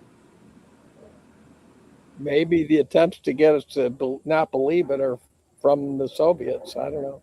Maybe. I mean, but that now we're saying that they're all in on it. I think that we did go because I think that they would have proven it by now. Well, here's one of the things that was so obvious when I was writing about Ukraine, and I hit the idea of the archives of the Soviet Union opening up when the Berlin Wall fell and the Soviet Union collapsed, and I realized the Soviets had no incentive to release the archives because it would show their populace all the things they did that were awful to them. And the US had no interest in the archives coming out because the Soviets could show our populace all the bad things we've done to them. And so there were no winners in those archives getting out of control. And if there was a guy who got into the archives, I can't remember his name, with a handheld scanning device, which we now call an iPhone, and he got some stuff out, and that was about the extent of it. I'm trying to remember. Maybe it was. So I wrote. I read American Betrayal. I read American Betrayal by Diana West, and then the follow-up, which I can remember the title, which was a booklet. It wasn't even a book. It was short. And then Sean McMeekin said, okay, I notice you're chatting with Diana West now. Now you have to read Stalin's War, which Sean had written. It was like 700-page book. It was a non-trivial book. I think it might have been in there where he's talking about it. And so I realized that we got nothing out of the Soviet archives. They were buttoned down hard and fast. And the thing I was thinking about when Steve asked why I was quiet, I was thinking about imagine what they have behind the paywall on, for example, robots. We're seeing robots that can run, 100-yard dashes in about 11 seconds, maybe faster. I don't know. They look faster than hell to me. And those are the ones they're showing us. Now, I got to figure what's never made sense to me is a bipedal robot. The reason bipedalism evolved in humans is because it had to evolve from a quadrupedal organism. And we had to stand up. Yeah. Right. Evolutionarily, we benefited from standing up. So we were going to go bipedal, period. Right. It's because we were working with an operating system that already existed that we didn't get to rewrite. So we evolved to stand upright. If you are designing a robot for some function, there's nothing about bipedalism that makes sense. Yeah. Right. And so I think the other one I saw the other day, which I thought was really funny because it was presented as though it was a non-thing, was a mosquito repelling device, which is laser guided, and they showed the mosquitoes getting zapped by the laser. And I said, if you really think that was invented to zap mosquitoes, you're not paying attention. I mean, Dave and I always go back to Shiva, the Shiva Star, and the Marauder program in the late 70s. That capacitor that would shoot the plasma projectiles at 10,000 kilometers per second as a Earth-based anti-space weapon. There's another thing I'm reading about in the book Imagineers of War about DARPA by Sharon Weinberger. This guy, Nicholas Christophilus, this Greek guy, had all these crazy plans. But they had one, I mention it all the time, about creating a basically a turret of multiple lasers somewhere near Michigan, and using nuclear weapons to carve out a tunnel, and then under the Great Lakes carve out caverns equal in volume to the Great Lakes. And they would use the Great Lakes to then dump through generators. They were going to drain the Great Lakes in 15 minutes, because if it takes 30 minutes for an ICBM, it would take 15 minutes. They would drain the Great Lakes. You can't compress water, so it has to be an equal volume. It would charge up the generators, and we would have this jack the fuck up thing that would be able to shoot down 3,000 ICBMs, decoys and all. So that's a big scale version. That's a big scale version of Lake Peigneur. You ever seen that video, Lake Peigneur? No. Lake Peigneur is the most amazing video. It's spelled Peigneur. Hold on, say it. I'm going to look at this again. Peigneur, and it was a lake in Louisiana, and there were barges and stuff on a pretty big lake, and they were drilling for, I think, natural gas or something, and they hit empty salt mines, and the lake drained into the salt mines, and the entire lake went down like a vortex. The entire lake, for a brief period, the backflow from, I think it was from the Mississippi, produced a 150-foot waterfall, which is by far the biggest waterfall in the state of Louisiana. And then it backfilled, and then the lake filled back up, and the barges actually got sunk, popped up, they were buoyant. And then, so the video is amazing. The video is really extraordinary to watch. And the whole lake just sucks right down in a vortex. So that's what you're describing for the Great Lakes. Yeah, they were going to do it and drain it to charge up a capacitor to have a laser, because they're like, how do we discern what's real and what's decoy? And Christophilus was like, we'll just shoot them all down. And he was working with the Jason scientists, who I guess were like the precursors to ARPA, and they did the math, and they were like, this works. They said they didn't do it.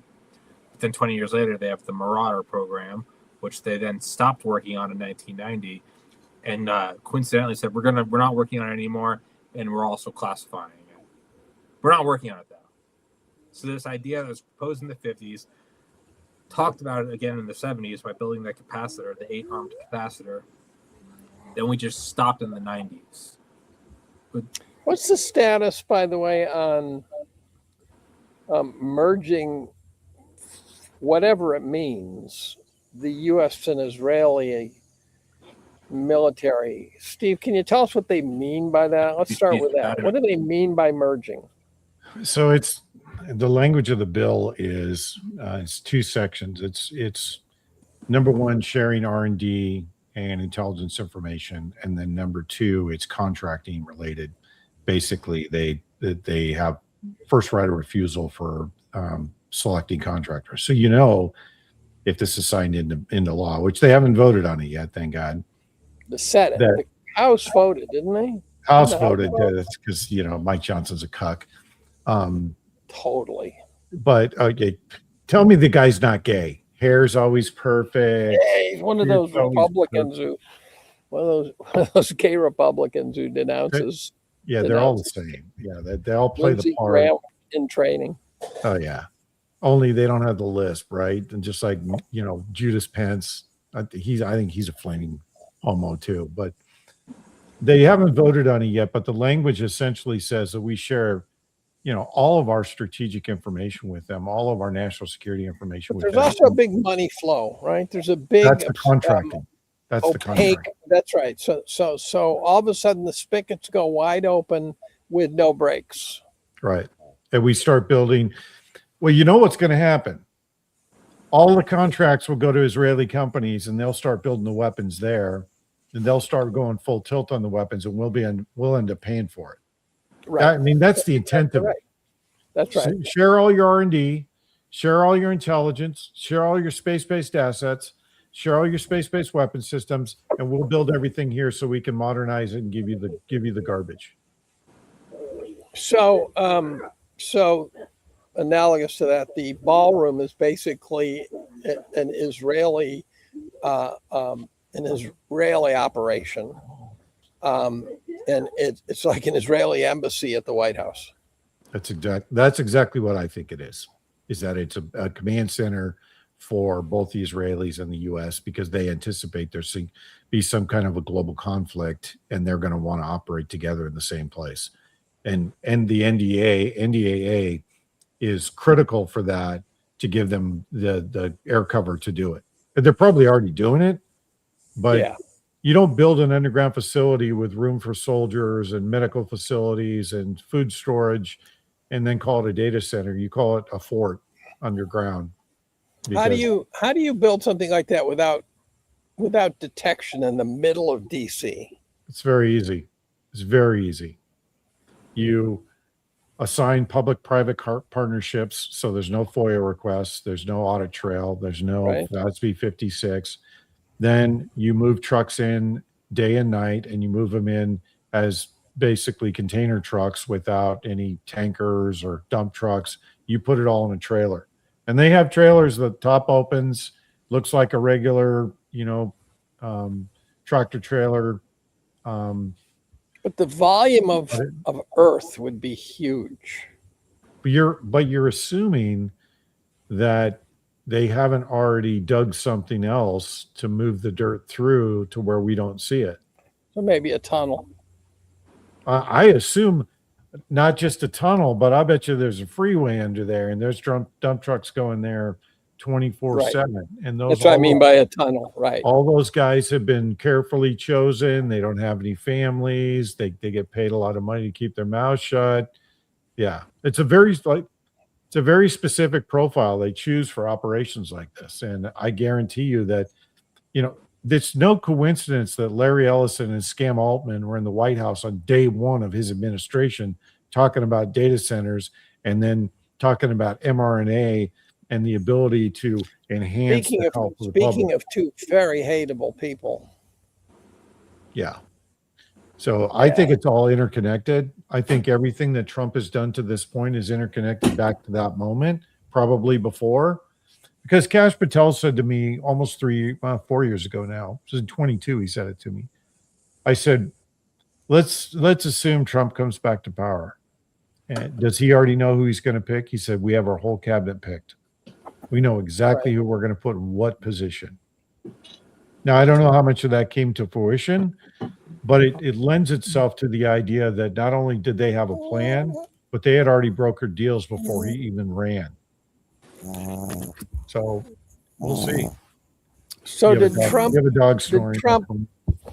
Yeah. Actually, she's trying to get on my lap. Did Trump, in your opinion, change, or was he on this charted path the whole way? I think there was a deal brokered because Miriam Adelson wasn't in the picture in 22 that I know of. But I think a deal was brokered, and I think that part of the deal was all these other things. And look, I'm just counting one piece. We won't kill you. We won't kill you and your family. I don't know. Look, somewhere along the lines, and you and I think we talked about this when we were on Mike's show. Might have been. Somewhere in there was the threat. Because if you watch Dan Bongino and Kash Patel, they were blinking Morse code while they were doing that interview. Literally, you could have not. Yeah, poster child for our families have been threatened. They were doing an imitation of the Korean POWs, right? The guy who blinked out torture with his eyelids in Morse code. Except they told Bongino and Patel, they said, "Don't blink in Morse code either." Yeah, right. At the end of the day, Bongino looked like he had died. I mean, I think Bongino did not realize what he was signing up for. Nobody did. Not even Gabbard, right? Because Gabbard was the DNI, which means CIA was under her purview, DHS, NSA, all the rest are under her purview, and she left quietly. And I'm pretty sure she did it because she watched what happened to Joe Kent. And she saw that they villainized Joe Kent. At the end of the day, Dave, I don't know what changed and when he changed. But you think something changed, though? Absolutely. I don't think this was the plan from the beginning. I think again, these occasional discussions, we'll call them arguments, where some people think Trump was, absolutely from the beginning, we weren't going to get what we were hoping. And I have this sense that Trump did think he was going to change the system, and then reality stepped in and dealt with that little delusion. How do you? I think he genuinely thought he was going to, and so what is it when you get in there? The one that people are ignoring for the most part, although I think they're starting to wake up to it, but they're not waking up to the reality of it. In my opinion, is his appointment of Warsh as the head of the Fed. Yep. That was going to be my next one. For a number of months, all I saw was new boss, same as the old boss. I'm going, I don't think so. Trump, if he wanted to hire a printer, he would have put Lyle Brainerd in there. He would have put, in the worst case scenario, Stephanie Kelton or someone really stupid. He puts Warsh. And if you had said pick one person who you think might actually be a hawk in the Fed, I would have told you Warsh. For 15 years, the guy's been hammering monetary policy for being irresponsible and this and that. And all of a sudden he appoints Warsh. I go, okay, so either Warsh has been lying for 15 years and somehow they're just going to flip him or they're going to flip him immediately. It doesn't make sense. I believe that they are teeing us up, just like when they put Bernanke in there 2 years before the crisis. Just happens to be an expert at the Great Depression, which I disagree with his views of it, but I'm still giving him the expert of the Great Depression label. What a coincidence. They put a guy who's an expert on the Great Depression right before we looked like we were heading into the Great Depression. Yeah, I definitely think he's there for a reset. And I think he is the guy who said, okay, here's what we're going to do. We're going to do what Volcker did. It's going to be harder this time because our debt's bigger now. Everything's a mess. We're going to knock down this Jenga tower, and you're going to be the guy who has to hang on white knuckling it as the head of the operation as this thing topples. And we're going to have to do our best to try to minimize the damage. But and he's not doing it for us. This is the banking system saying, okay, we've had time, we've had our fun. Now we have to shake the Etch-a-Sketch and start over again. And we'll make money on the way down. We'll make money back on the way up. But we've got to get back down. We've got to get back to equilibrium. And I think Warsh was chosen for that purpose. I agree. And I would say that the Ukrainian war was initially intended to do the reset across Europe too, right? Blame it on this wider conflict, write down the debt, reset the currency, off to the races you go. Right. I think that there was I think everyone has this general idea that like whatever from the early 1900s, there was this long-term plan for global domination. I think Trump came in. I think he genuinely tried to fight it. And I think he got in a couple punches. I think he drew some blood. I think they did COVID earlier than they wanted to because we're not in a vaccine passport world. I think it fucked it up. I think they have counter moved, and they're on a plan B or a C. They wanted it to be this thing, but now they're going, we're going to do this. It's going to be much more brutal, but we had another plan. Well, and whatever it is. And I don't know what it is, but it seems like whatever the fuck it is it's dark and it's lethal. It seems like. Did you see Richard Grove on? Did you listen to Richard Grove on Delingpole? I think I sent that to you. Delingpole, I don't think his podcasts are public, are they?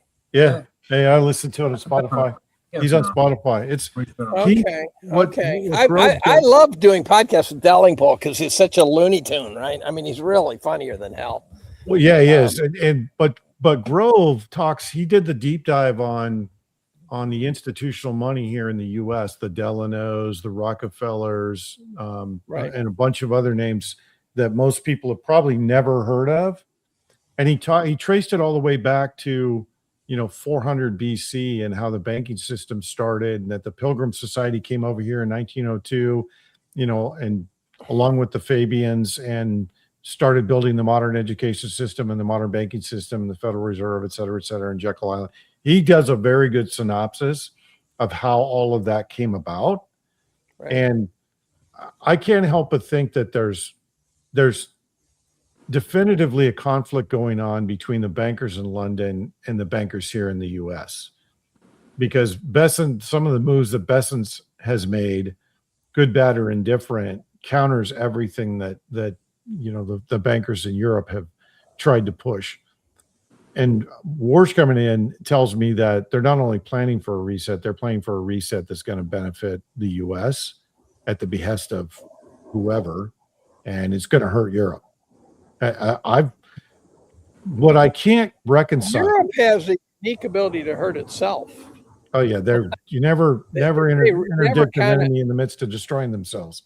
Just never do it. Look at Germany. Holy moly! Well, they're deindustrializing, right? They're killing themselves. But where I was going with that is, I can't reconcile the trip to the UK to the King and dinner with the King with all the tech oligarchs. I don't know what that was all about. Pedo King. Yeah, but I don't know what that was about. There was an agenda there. What was the agenda? Because you don't kiss the ring for no reason. You go and kiss the ring for a reason. What was the reason? Is it possible that none of the long-term plans have worked out, and now we have different factions trying to grab what they. Is it possible that they're not fully in control, and what we're seeing is rushed movements? Your guess is as good as mine on that. There's too many things that have happened over the last 2 years that don't correlate and don't make sense. And look, I don't believe in The coincidence. math ain't mathing. No, To me, no, the calculus doesn't add up. I actually find optimism in that. It seems like almost an emergent property. It's like the thing is breaking up, and it's going to be shaky. I'm not saying it's going to be necessarily without pain, but it seems like the grip of what, as the comedian Duncan Charles says, history is merely a series of gatekeeping cunts losing one gate and then receding to the back one. Yeah, but in these historical phase changes, 50 years is the blink of an eye. You'll be an old man when that blink is over. So the Soviet Union was a bad idea. Took almost a century for it to burn out. Yeah. Sure. And look at, how long did China spend totally isolated from the world under Mao and these guys, right? How long is Europe been sucking balls, right? It just, and so the other thing that strikes me as my reading of history is that empires, which we are, when they falter, they don't get a do-over. That's it. And if you look at the various empires, it's not like you go, the British Empire, part 1, part 2, part 3. I mean, they tend to peak and go. And I would argue that Great Britain's been in a recession for 100 years. Well, And we have all sorts of arguments why that won't happen to us, but I'm sure the Brits had their arguments too. it could be a very slow one. I think that when talking about like the stagnation of technology, I think that the technology that they're still developing or have been developing it seems like it just seems like, I don't know, the imagery I get in my head is like the entire pot's starting to bubble now, and they have no idea what to do because it's been a flat surface forever, and the entire thing's starting to bubble, and there's unintended consequences. And it's like the internet. The internet was for nuclear bunkers to connect to each other, not for us to fucking talk on here and Dave have his fucking pedophile thing hat on. Like, there's unintended consequences, and the further that technology gets from the norm, the more it goes from like, yeah, they're a couple of years advanced to like they're using 0-point energy to orbit Pluto. The more unstable those they're building bigger and bigger dragons that they're trying to hold on to. At a certain point, you lose control, and it goes just like we talked about earlier in the show with all these different medications. The global elite right now, they're on 13 medications, but it's different technologies that are all roaring and coming out of the ground, and the iceberg is breaking up. I don't think they're in control. I don't think anyone is. And it could be good, it could be bad, but I think that's what's happening. I don't think there's anyone. I don't think it'll be good. I don't. The reason I think it's good is all because the revolutions. The only revolution that turned out to look good was the American Revolution. I'm not talking about the others. The others really produced a lot of suck ass misery. No, I mean, not that the they weren't reign good of in the terror. long run. Yeah, no, the reign of terror. I get It what you're saying. was a painful aftermath. I don't think this is a revolution in that sense, though. I think it's the system itself is breaking apart because of all of these technologies that they've gotten so advanced that they don't know how to contain them, like a virus or like some sort of. They've probably cracked AGI. They've probably cracked 0-point energy. They've probably got some fucking. Well, the one that's scary is not AGI; it's ASI. Yeah, Once AGI, comes ASI, around, and that's then going to the be Omega scary. point. Yeah. Say that again. ASI. Tell me ASI. Instead of When AGI goes to super intelligence. yeah. Okay. Instead of a You mean when it becomes like generative. 2001: A Space Odyssey, when the computer's saying, "Dave, what are you doing, Dave?" When it goes from familiar note. when it goes from 200 IQ to 2,000 IQ to 20,000 IQ, we don't know that hasn't already happened. If we're talking about Groom Lake and how advanced all that shit is, we don't know that hasn't happened. We don't know that these power sources haven't been that. We don't know what the fuck the space program is. Well, that's the bottom line, right? We don't know what's going on in the background. We don't know what tech is there. We don't know what their plans are. They plan in 20 to 30 year cycles. They're probably at the end of a 20-year cycle. I do know this. Whatever they do, they have multiple lines of operation they can choose from. They never put their eggs in one basket. They always bet on multiple ponies. So we have 4 lines of operation in front of us just in this show that we've discussed: the war in Ukraine, the war in Iran, the economic system, and the medical system. All 4 of those are lines of operation that they're leveraging to achieve their means. And then the 5th one is the economic, right? They can go after the economic and do the reset, but what's the end state, right? We know that there's a certain portion of the elite that want population reduction to 500 million so it's manageable, whatever the fuck that means. Deagle. Yeah. But there's another faction too, and I keep coming back to this because a friend of mine that I've known for decades didn't even realize this guy was a billionaire because he lives very modestly. He said to me years ago, and it finally resonated with me about 10 years ago. He said, look, in a system where you have this many people with this much wealth, there's always going to be conflict. And you're going to have people that are invited to the table and people that aren't invited to the table. The ones that aren't invited to the table are going to do everything in their power to maintain their status quo and their wealth. And the first thing that all of them do when they wake up in the morning is figure out how to protect their wealth long term. That's what they do every morning when they wake up. They don't look at politics, don't matter to them. Nation states don't matter to them. Political groups don't matter to them. Social groups don't matter to them. Preserving their wealth matters to them. And that is their only fucking priority. Okay, I could see that. So you see a conflict between those invited to the table and those that aren't invited to the table. How pronounced that conflict is, your guess is as good as mine. But I can tell you that there was a deal made for Susie Wiles to be in the White House. There was a deal made for Bessent to be in the White House. There was a deal made for Kushner to be in the White House. And for the Israelis to say that Kushner is running foreign policy, that's a very dangerous statement. But it means that they have full confidence that that's the deal. So I think Trump did change, and I think it was through deals, because he even said, I made deals to get here. But we'll never know the ground truth. That's the bottom line. He and his friend Nat Rothschild, when he said Nat Rothschild, he had to know he would light up the internet. He just had the to know name that. alone. Yeah. Just saying my friend Nat Rothschild. I can't imagine a more inflammatory thing to say than my friend Nat Rothschild.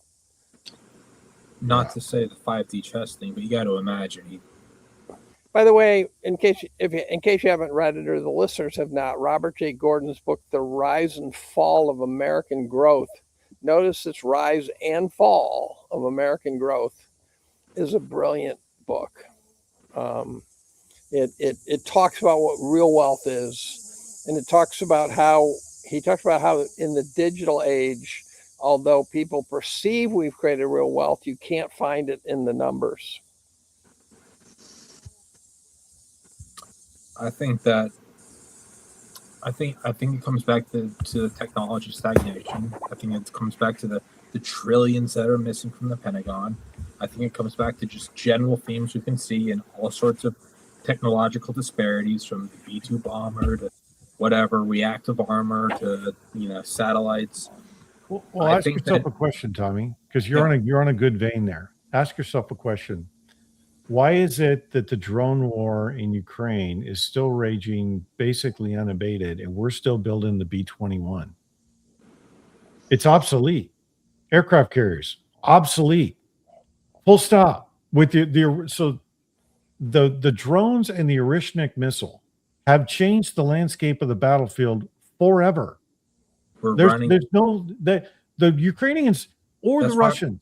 But that's why we're running it, is we're getting so much. No, we know what we have is obsolete, and we're running this because this is R&D. It's better than any fucking simulation we could set up. It's real life. We're running our Ukraine. You might as well be Nevada test site, Dugway Proving Grounds. Oh, I'm sure we've tested a lot of weapons there. I'm sure we have. No, but I think we are watching them, and we're watching how they use drones, and we're getting R&D. We are tracking every fucking movement, and we are using that. I guarantee you we have some crash course program out in Nevada about drones because we've realized... You're giving these guys way too much credit. Let me tell you how that game really plays out, right?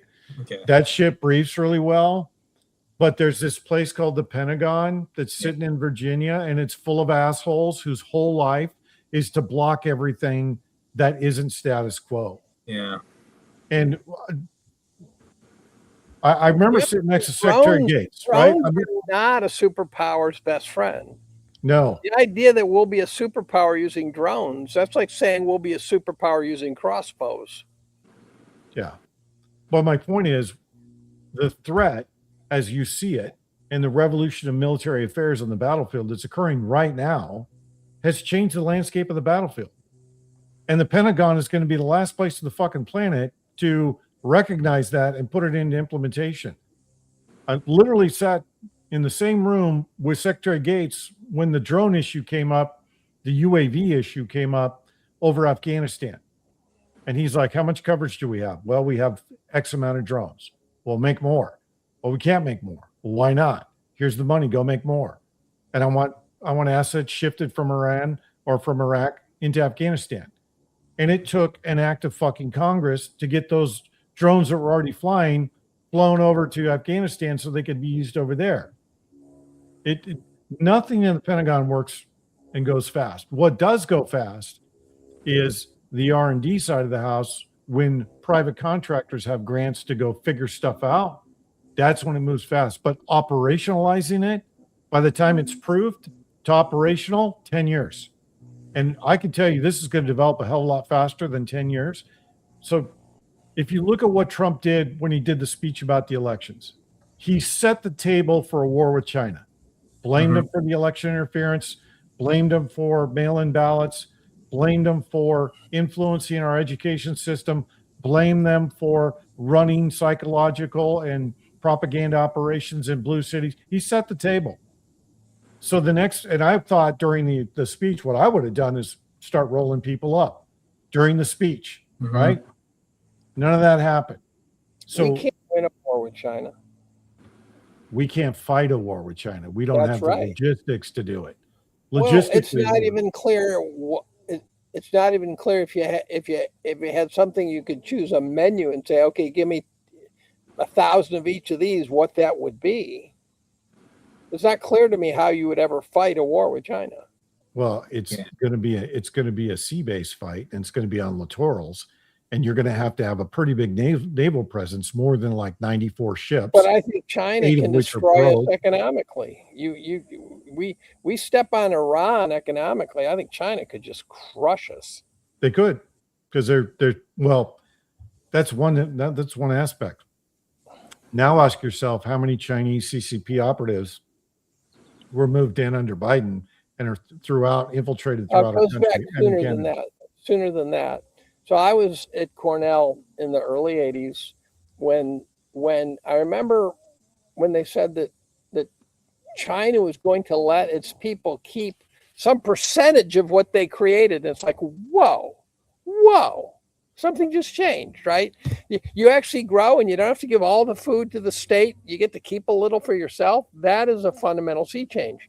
Then next thing you know, we're one of 6 schools that were going to be sent chemistry students that were hand selected to be in the PhD program for their particular skill set. Spies.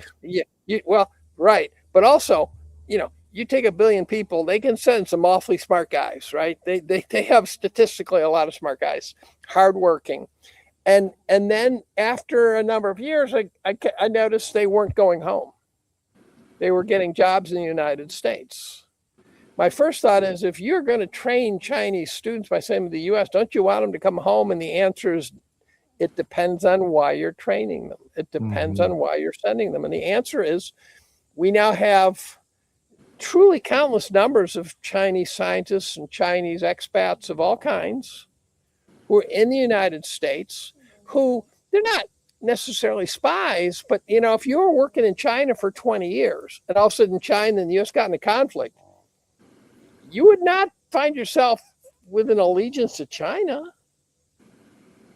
You would naturally gravitate to your home country. And so we are going to have the Japanese in World War II problem, Japanese Americans in World War II problem, China style. Only more of them. Only much more of them. There's much way more. Yeah. And as a consequence, and also if you want to set up economic relations with China, you want guys here who can facilitate that. That would be Chinese in positions of great power in Silicon Valley and various places who understand China. Yep. So we don't need a bunch of gringos who are trained to understand China. We just need Chinese. And I happen to be loosely affiliated with a guy named Stephen Coughlin. He's on Twitter. You ought to look him up. You ought to follow him. He's former NSA. I met him in our Zoom group that we met twice a week for a total of 5 hours a week for a couple of years. It's still active. It's just not as interesting now. And he turned out, I didn't know it at the time, he was a radical Islam expert. What I didn't realize until I was reading a book one day that said he was the GOAT of radical Islam in the Pentagon. I go, holy shit, Stephen? And then so I reached out to Stephen and asked, this was Diana West's book. I said, Stephen, is Diana West legit? Is her book correct? And he said, oh yeah, she's absolutely spot on. She had to go into hiding after writing American Betrayal because they were so pissed off. But Stephen said to the Pentagon, we've got to understand radical Islam from a whole different lens if you want to solve any problems over here. And they basically blew him off. Don't forget They did not want to hear it. Dr. Robert Spencer, the other GOAT of radical Islam, who was removed under Obama. He's been on my show a zillion times. I've got his books all about it. He was FBI, CIA. He was the guy that they would tap. They would tell us how this works. What's their mentality? How do we do this? But I don't think they want to. I don't think they actually want to know. It's not a particularly open-minded group, as Steve is saying. I don't think they want it. They're stuck in concrete. They're stuck in concrete. I think you change the system through funerals. Yeah, when people die. And what Steve's saying about I'm with you. The Pentagon, it's a fucking barge and it's not moving. It's it's like here's a good example. So just to tell you how entrenched they are. So my unit, we supported Pacific Command, and every year we'd go out for a 2-week exercise called Terminal Fury. We'd go out, it's command level exercise with the sync pack, and we go with all the J shops up there at Joint Headquarters pack. And we worked with the Navy. We were sitting, in fact, I was an Army major running the Navy Comm Center at Makalapa during the exercise. And my guys established a reputation for finding real world intrusions during exercises. And, it was routine for the Chinese or the Russians to break into our stuff. And you try and take that back to either Fort Leavenworth or up to Army CERT, which was First IO, and get those guys to change doctrine, and they're still stuck on the on-off switch. We fix things by the on-off switch. No, you don't. There's a whole lot of forensic things that need to happen, and chain of custody, and a bunch of other things that need to happen to establish and repudiate who was in your network, and the on-off switch doesn't do that. I mean, I battled with those nitwits down at Fort Leavenworth for probably 5 years before they finally acquiesced and said, yeah, we need doctrine for incident response and intrusion detection, et cetera, et cetera. But it took 5 years. 5 years of me beating my head against the wall with all these major command directors. And by the way, the guys at NSA, some of the best people I ever worked with, because they all got it. They were like, yeah, we need to fix this today. And some of the brightest guys I ever worked with were there.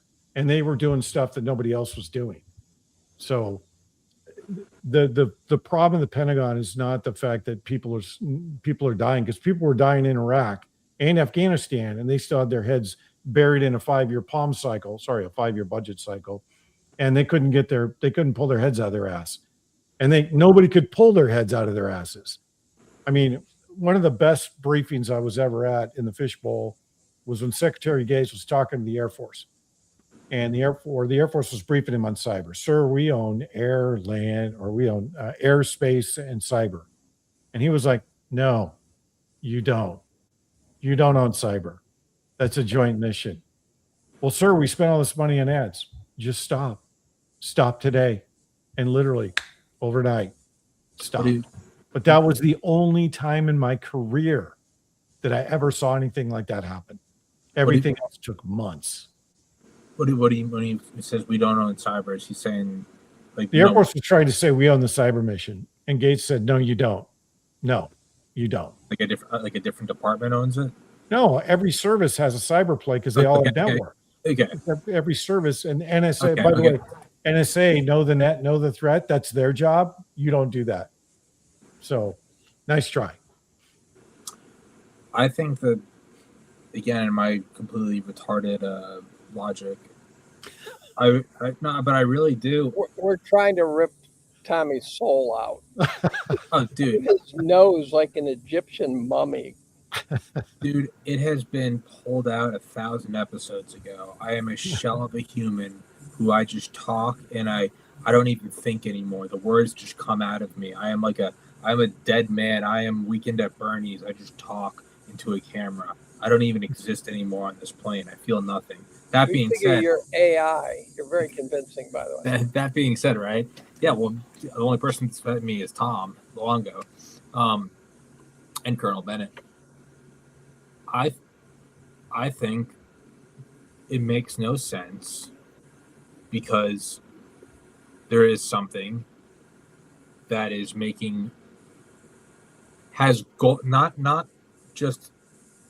not just tactics we don't understand, right? There's you can say, why are we doing this? Why is the NSA building that? And you're like, oh, 50 years later, you find out that they're gathering signals from this, and in the 50s they're bouncing shit off the moon. But imagine goals you don't understand. Okay, so you could say maybe like fucking dirt farmers in Afghanistan don't understand that we want their lithium, right? Or you could say, go on whatever you want. Imagine goals beyond that you don't understand. I think that's what we're seeing. I think it's some form of AI or AGI or preemptive ASI. They are not only using tactics that are beyond our understanding, but they have goals that are beyond our understanding. So it's not just how are they going about it, like, oh, they're trying to get the gold and the oil.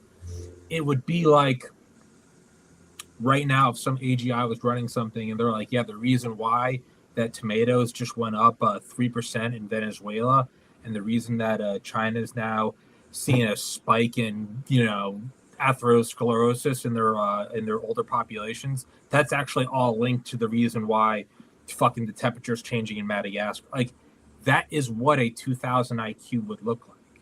And I think that's the only thing that explains what's going on, is it seems like it's all breaking apart because there is something that I believe unintentionally has become emergent. It's either it's become emergent over the entire internet, or it's in some lab that broke out somewhere. It's doing something, and I think that's what it is. I don't think anyone's in control of it. I think the people that have been in control of it for thousands of years are trying to say, "No, we still got it. We still got it," but it's breaking apart. And I'm not saying it's good. It's just the only thing that makes sense to me is that something is pushing all of this, and it is stripping everything apart, and no one knows what to do. That's also if you can clip that, that's my insanity, please. If I ever get arrested, just clip that right there and be like, he's unstable. I think it's twofold, right? I think the first thing is the people that the institutional money behind this, the Nate Rothschilds, They don't have a vision of the future of how they want it to look, other than they want everybody to be subservient and they want slaves. And That's they that's the thing you've always pointed out that I think is yeah, brilliant. they don't have a vision for the of- future. They have a vision for now. Well, yeah. And so one of the most, I'm going to say one of the most visionary CEOs I ever worked for was he had a very, very innate skill to be able to translate his vision into a mission statement that everybody got behind, and it turned into reality because he had a vision of where he wanted the company to be and what he wanted it to do in the marketplace and what disruptive technologies he wanted to bring to the table. And I can tell you, it's infectious when you get somebody like that has a vision. Name one fucking person that's in a leadership position across this planet that has a vision, a clear vision that everybody can get behind. Not one. Elon? He doesn't have vision. He just wants to go to Mars, which I think is a terrible idea. Why would you want to go closer to the sun? I don't get the point of that. But my point is, because they don't have a vision, that's why I think you're seeing things break down. And then the other side of it is everyone in leadership positions across the planet is a psychopath. And they're not going to get along. They'll get along for a little while to achieve, their pet issues and their pet projects. But at some point, that's all going to fray too, because you can't put narcissistic people in the same room and expect them to get along for very long. It's just not how the game's played. I think if you look at what Elon's doing, I think it actually makes perfect sense if you wanted to replicate a way to inhabit a celestial body. Like, what are the first things you would, even when you're doing construction, right? The first thing the guys come in with the lasers and they're lining everything up, and they bring in the bulldozers, and then they do the seismic, and then once they realize it's there, they put in the piles, and then the concrete, and then the blah blah blah blah blah. Strip away all association or opinion on Elon. What is he really doing? Electric cars. Okay, so we have a form to run off some form of solar, so you have movement. The Optimus robots. Okay, so you have something that can move, and it doesn't matter what's in the atmosphere or the lack thereof. Okay, you have Starlink. Okay, so you have a way to communicate in a shell around the planet. What else is he doing? Boring. Okay, so if you got to get underground, that's what you would do. And then lastly, how would you enhance yourself to plug into this? Neuralink. What he's making is a substrate, an infrastructure for you can apply that to any planet. It's a way to inhabit and take over. I think that's what it is. And if there is a secret space program or it's AGI running this shit, I think that's what it is. It's making a template on it's making a standard operating procedure on how to make a planet habitable. All the things he does, it all links up to one thing. Like he said, like the Cybertruck could, like, very simply, with a couple adjustments, be sealed to be airtight. That's what he's doing. It's like when they build new bases in Afghanistan, or Steve, you would know this. They have the thing where they drop the bulldozers, then they drop the artilleries, and then they drop all the HESCO bags. They have an SOP on how to do it. That's that's what it is. You know how to do it. You establish your perimeter. That's what he's doing. Is a template, and I don't think it can be denied on how you would come to and inhabit a planet. Radiation, you go underground.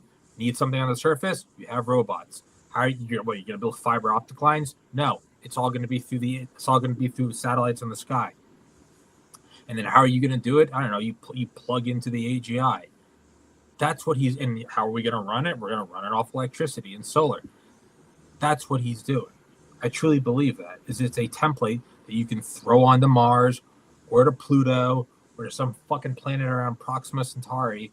That's what it is. And to me, that is the beginning of a galactic exploration. I'm not saying that it's being done by humans or it's done by AI or some synergy thereof, but that's what it looks like to me. They're building these nets, and you're throwing them, and they're sticking to things. You throw toilet paper over a tree on Halloween, and you get stuck on it. That's what all of these things are. If you look at everything he's doing, these are nets or webs that you can throw at planets, and they get stuck, and they get wrapped around. Communication, go underground, robots, AGI, rockets. How the fuck do you get there? That's what he's doing. And I don't even know if he's in control of it. It could just be AI. Sorry, I keep hijacking Steve's show and screaming. I mean, But look. I kind Go of ahead, dissociate Dave. when I go into rants like that. I forget. Go ahead, Dave. You've been sitting there quiet. And physiologically, we can't live on Mars. Yeah, I don't think it's going to be us. Right. And it's too far away I understand the idea of the moon. That's a reachable entity. I can't imagine what you'd get from having things on Mars. I'm guessing, the space race to the moon was about building weapons, right? It's that simple. They made a great story, and then they spent billions of dollars basically building up our ability to put things in. Yeah. Land-based weapons. And I think Mars is still the same thing. It's justifying he's hiding SpaceX-based weapons development and communication development under the dream of going to Mars. I don't think it's selling. I think that unlike the race to the moon, which everyone bought into, everyone wanted to go to the moon. It's just if SpaceX works well, we're going to pay for it because it's going to be tax dollars and inflation analog of tax dollars. It's not going to be wealth creation in any normal sense. No part of what I'm saying is an agreement or an endorsement of what's happening. It's what I think is happening. And physiologically, I'm with you. I don't think we can go. I don't think it's us that's doing it. I think it's the next intelligence that is emerging. What we are seeing is it's bigger than the opposable thumb, the agricultural revolution. What we are seeing is the difference between the proto-hominids without a neocortex and those with it. The cognition, Terence McKenna, the shimmering consciousness is the shimmering surface on the lake of the brain. That's what I think. We're looking at this going, well, that doesn't make sense. It's because it's the next thing that is coming out of us. It is what replaces the monkeys, the humans. Where'd the monkeys come from? I don't know, some shrew that came out of the ground after the asteroid. That's what's happening. And but this thing has no evolutionary component to it. What do you mean? Well, then what you described there, the shrew becoming the monkey, becoming humans, that sort of thing, each stage has an evolutionary advantage. Mm-hmm.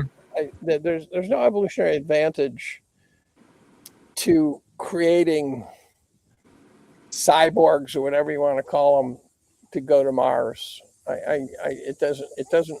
So it's going to be a huge consumer of resources, and at best, it's just going to be a trophy. Going to the moon was a trophy. The wealth creation, to the extent it exists, is all the technology. When we invented Star Wars, the idea, of course, everyone said it'll never work, which was preposterous. The Russians, they called it Star Wars to undermine it, right? To say, well, it's just science fiction. This is stupid. And what struck me from the very beginning is, well, if this is science fiction, would you explain to me why Gorbachev takes every opportunity he gets to try to get us to stop doing it? Meeting with Reagan. The answer is because Gorbachev knew the Ruskies could not keep up in a technological race, and that it risked being a technological race. It wasn't going to be because of, I don't think it was just because of defense. It's just at that point in our history, when we decided to do something big and grand, shit happens, right? And the Ruskies didn't want to have to keep up with shit happening in the United States. They were going broke. Back to the 50s. Look up Project 137. Look up Project Argus. Look up Project Bambi. Like the Disney character. Look up Project Brilliant Pebbles. They were doing this shit in the 50s and 60s. When you say the evolutionary component, that's when the Ruskies had not yet. But there's no evolutionary component to that still.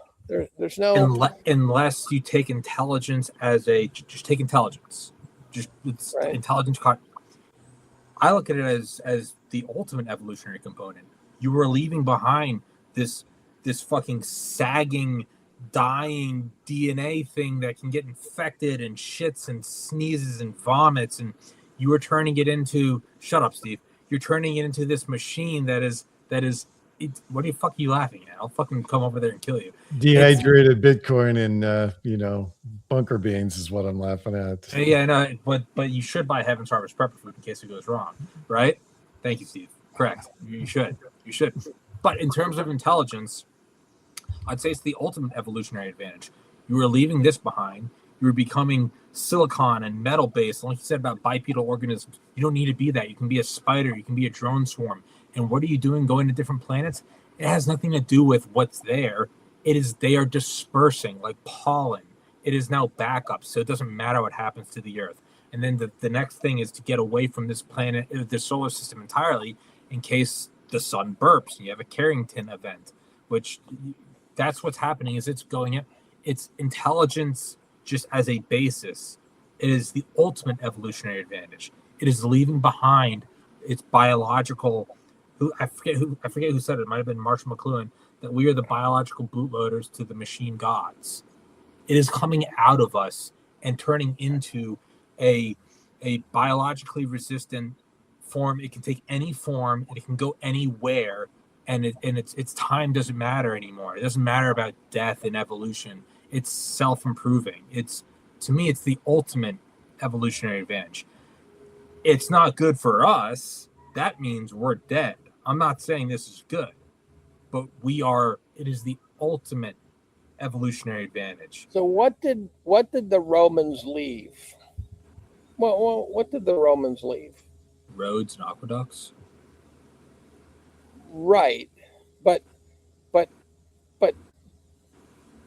those are kind of trophies. The Egyptians left pyramids, right, that are still here. But the fact of the matter is the Eastern Roman Empire left more than the Western Roman Empire, to the extent they at least invented a numerical system that would eventually lead to calculus and things like that. Roman numerals, as long as we were using Western Roman numerals, we were never going to invent calculus. And as a consequence, if you actually ask what did Rome leave, they left civilizing properties in the far reaches of the empire that wouldn't have made it there very quickly. So, but they left a lot of chaos. And if you look, hundreds of years after they built the Parthenon and various things, people were grazing sheep in the Parthenon, and people were sleeping in the bathhouses. They were using them as beds. And so this is a classic Joseph Tainter model where the society simplifies.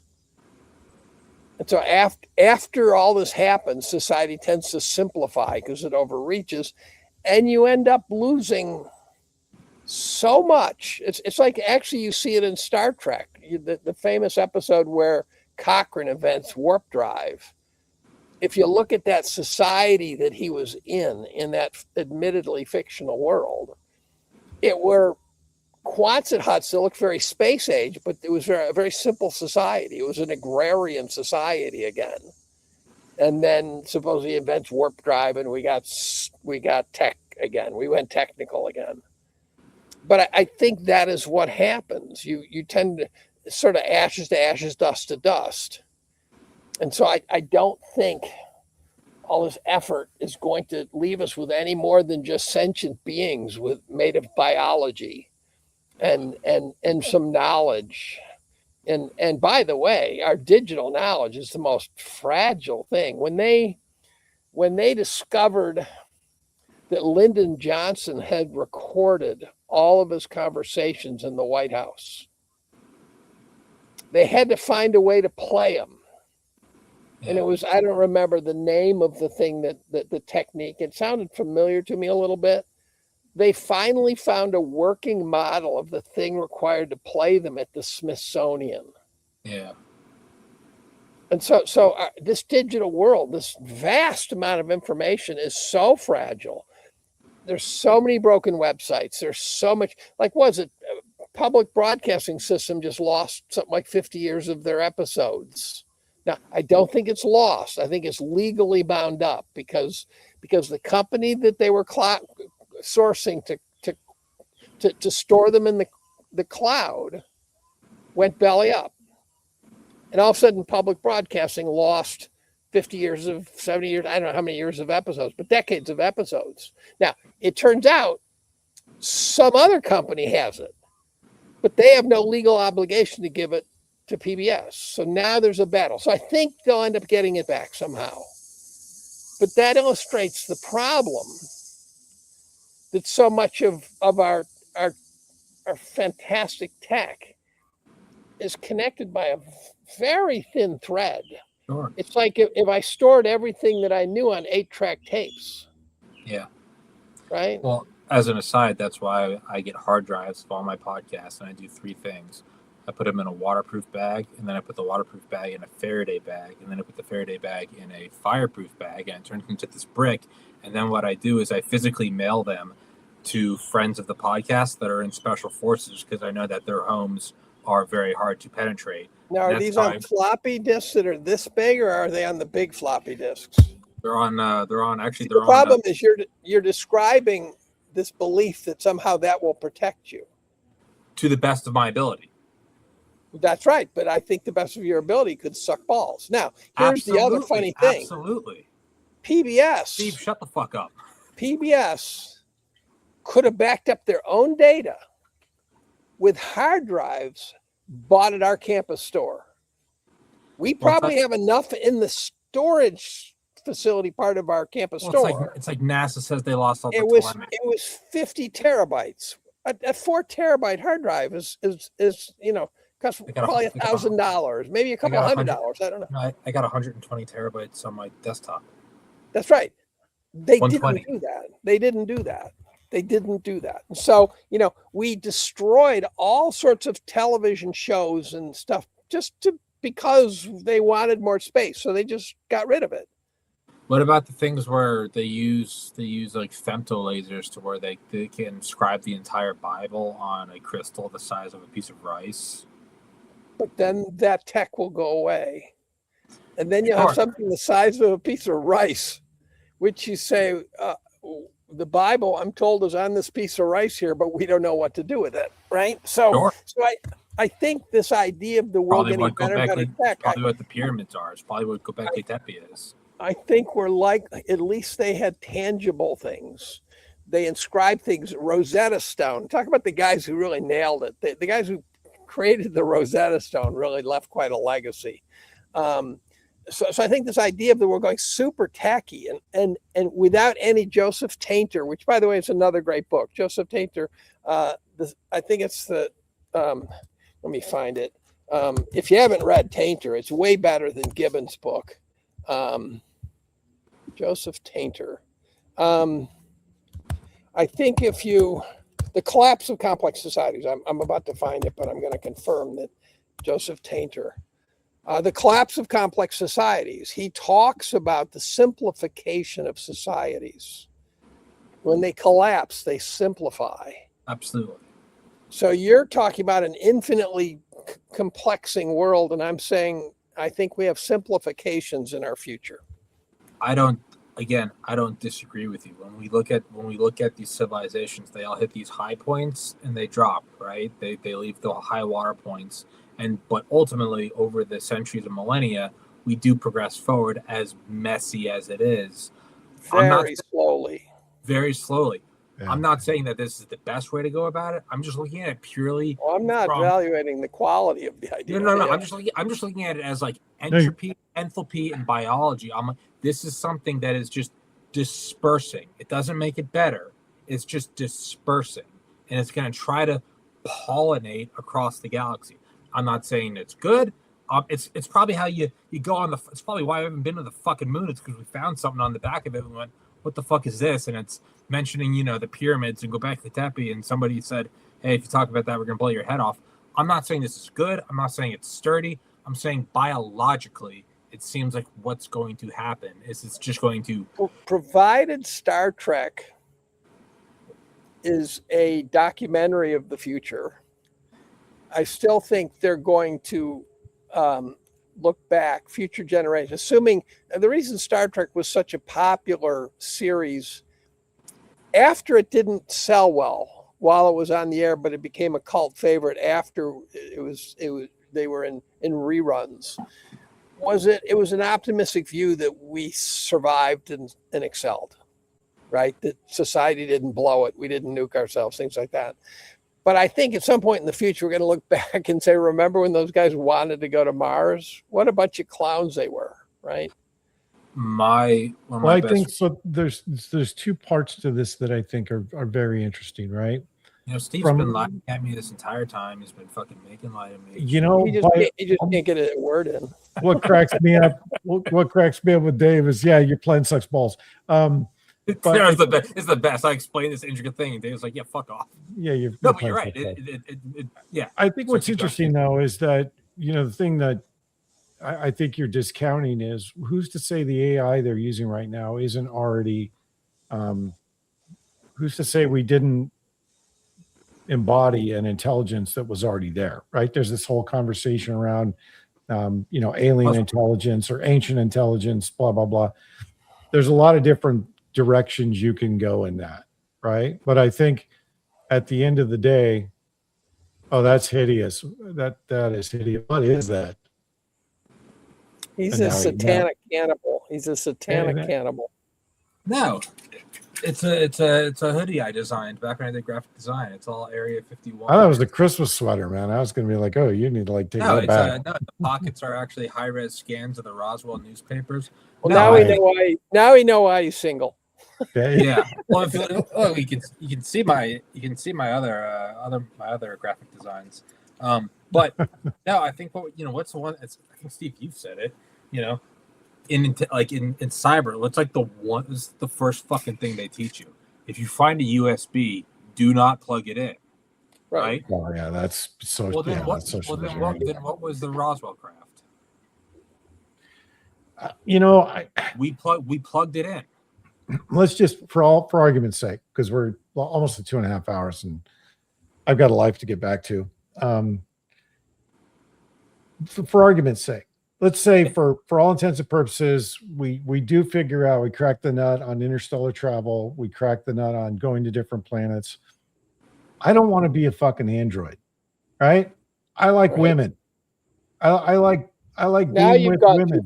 Now you've gone too far. I don't want to be a robot that can't enjoy life. I mean, great. You want to expand knowledge, go out there and do that. We'll figure out which eunuchs want to go do that, and they can do that till the end of time, right? There's plenty of people that will give all that up, but there's some value in being human. And one of those things is that machines will never have is empathy. They will never have that ability, right? They'll never have the ability for love, compassion, all those things, right? Those are the things that make humans unique. And why would you give that up? As messy, as dirty, as all those things can be, why would you give that up to go and give up biologics? There's no point in that, right? I'm in 1,000% agreement with you. That's nothing I want to be human. I want to fucking eat a Big Mac. I want to wake up and be tired, or I want to experience Christmas and love and all that shit. I'm with you. I would never merge with it. I think that's the end of that. That sounds horrible. I'm simply looking at what do I think probabilistically will happen. Is that I don't want any part of it. I'm just saying I think that's what's going to happen, and it might not even be the end of us. We might just kind of watch it go and then be like, what the fuck was that? And then just realize, we'll be using telescopes and, the Hubble, and we'll be like, oh shit, it's the rope, the self-replicating nanobots they're on Pluto now. We might just be watching it like, oh shit, we like set off a bottle rocket and it just left us. I don't want any part of it. I'm just saying, what do I think will happen? Yeah, I definitely think they're trying to angle us towards a cybernetic, or what do they call it? There was a show where they called them something. The Borg. No, they were basically skin jobs, or they were androids, but they had human organs, they had machine organs.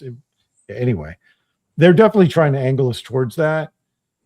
But I would make the suggestion that, because it's just a suggestion. I don't know if it's real or not. I would anticipate they probably do have AI that's way more advanced than what we're seeing just in Agentic and on in OpenAI. Because look at how fast those have progressed just since they were introduced and where we are now. In fact, public in the commercial, the shit that the conversation with Jeremy really like opened my eyes. And I deal with Claude and Gemini. By the way, Gemini's retarded. It's absolutely retarded. Totally. Claude is not as retarded. Hermes has its retardation. Have you heard I of haven't messed with ChatGPT in a long time, but heard of Carrigan AI? It's not that bad. My point is, that's what we see. If you go back to our conversation about weapon systems, they're probably 10 to 12 years. And again, I've said this on like 10 different shows now. Remember, in Trump's first few months, they swore in and commissioned 4 all the tech executives from AI into DOD. Why would they do that? Because they probably got some shit there that's off the rails and they don't know how to control it.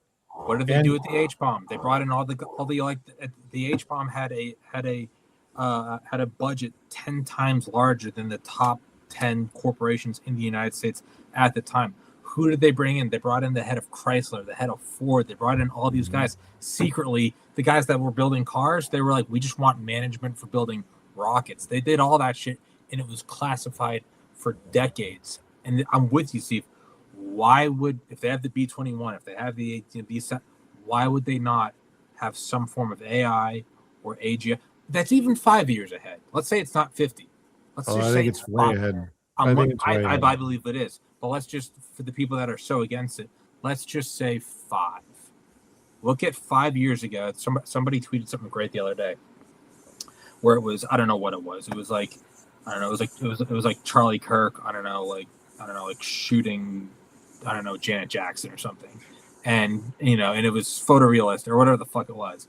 And somebody said the funny thing is all the arguments in the comments would make no sense in 2021.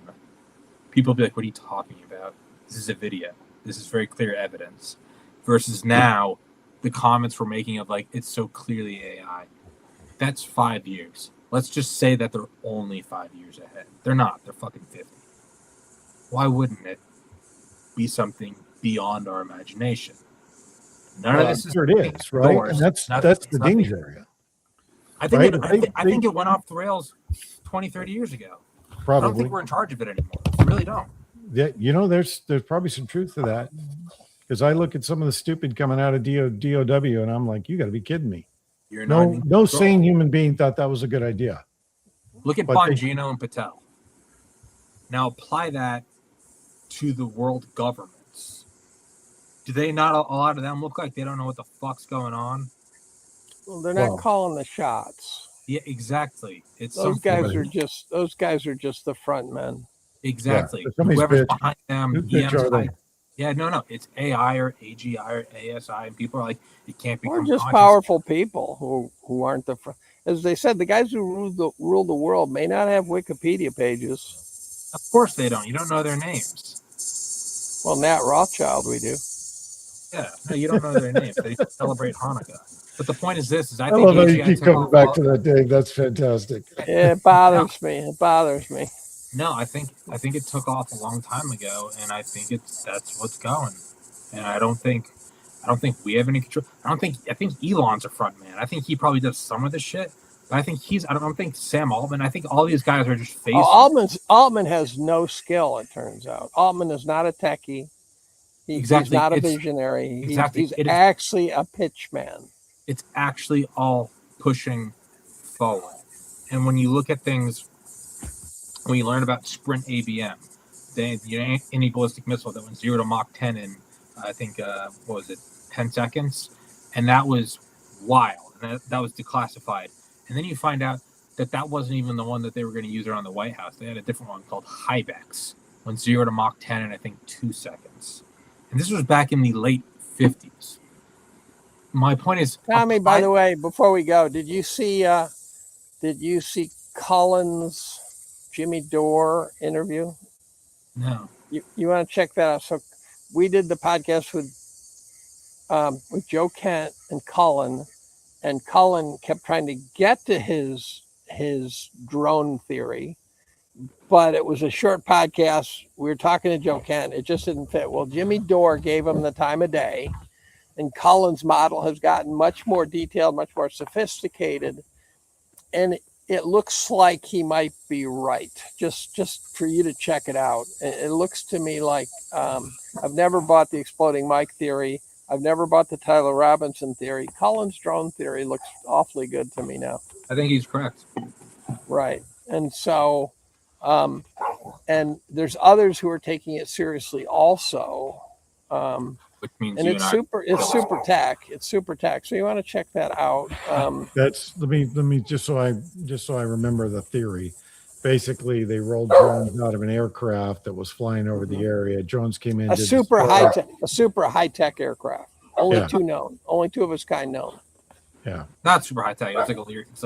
So the plane's ripping along at 40,000 feet, doing Comes Mach down. whatever. Drops to 200 feet off the deck, right? That's low. Drops to near stall speed. Takes off again. A couple hours later, Charlie gets whacked. The plane returns from 40,000 feet. Apparently, this is traceable. Drops down, same drill, takes off again. And the theory is, first run they were dropping the drones, second run they were picking up the drones. And then those same planes have been traced, believe it or not, the claim is over Candace Owens and Baron Coleman's house. Yeah. And when you look back into Vietnam, where they were not only doing the drone drops from the B-52s, but doing these rough crash courses on how to reconnect them 50 fucking years ago. Yeah, the tech in Vietnam I had grotesquely underestimated. But again, the obsession I have with the Kirk story is, first of all, I don't like the idea of a sovereign state assassinating politically important people in our country, right? If they want to do it overseas, That's our job. In our country, that's our job. George Carlin. That's our fucking but what's job. also true, it is either Tyler Kirk, Tyler Robinson, or a very big conspiracy, a monstrous conspiracy.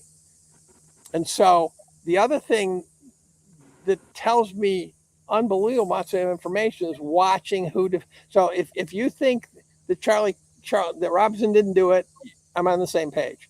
If you're confused by it, I get it. If you're not paying attention and you think Tyler Robinson did it, I'm okay with that too.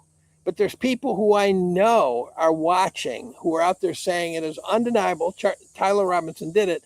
Those guys have just reached the I don't trust you category, period.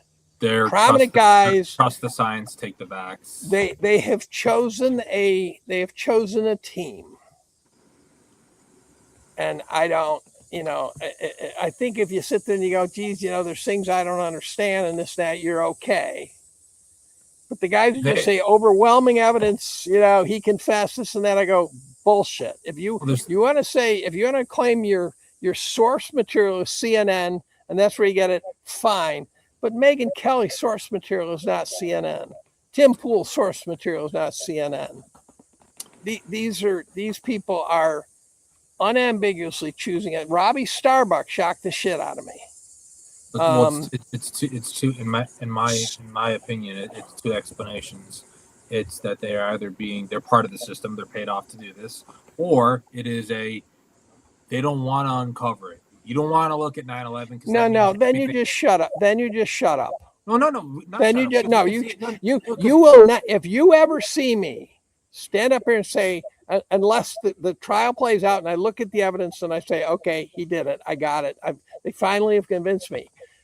But if anytime between now and then, if you see me stand up and say Tyler Robinson definitely did it, you should be watching for a gun pointed at the back of my head. Well, that's what I'm saying. Is they're either on the team through the carrot or the stick, or these are people that just don't want to touch it because it means it all looks. No, if you don't want to touch it, you don't touch it. No. If Because they're saying it's overwhelming evidence, they're touching it. Look at the people. Look at COVID. Not everyone had a gun to their head. A lot of them just said, "Just trust the science. Trust the science. It's the safest election." And do you trust them? Do you trust them?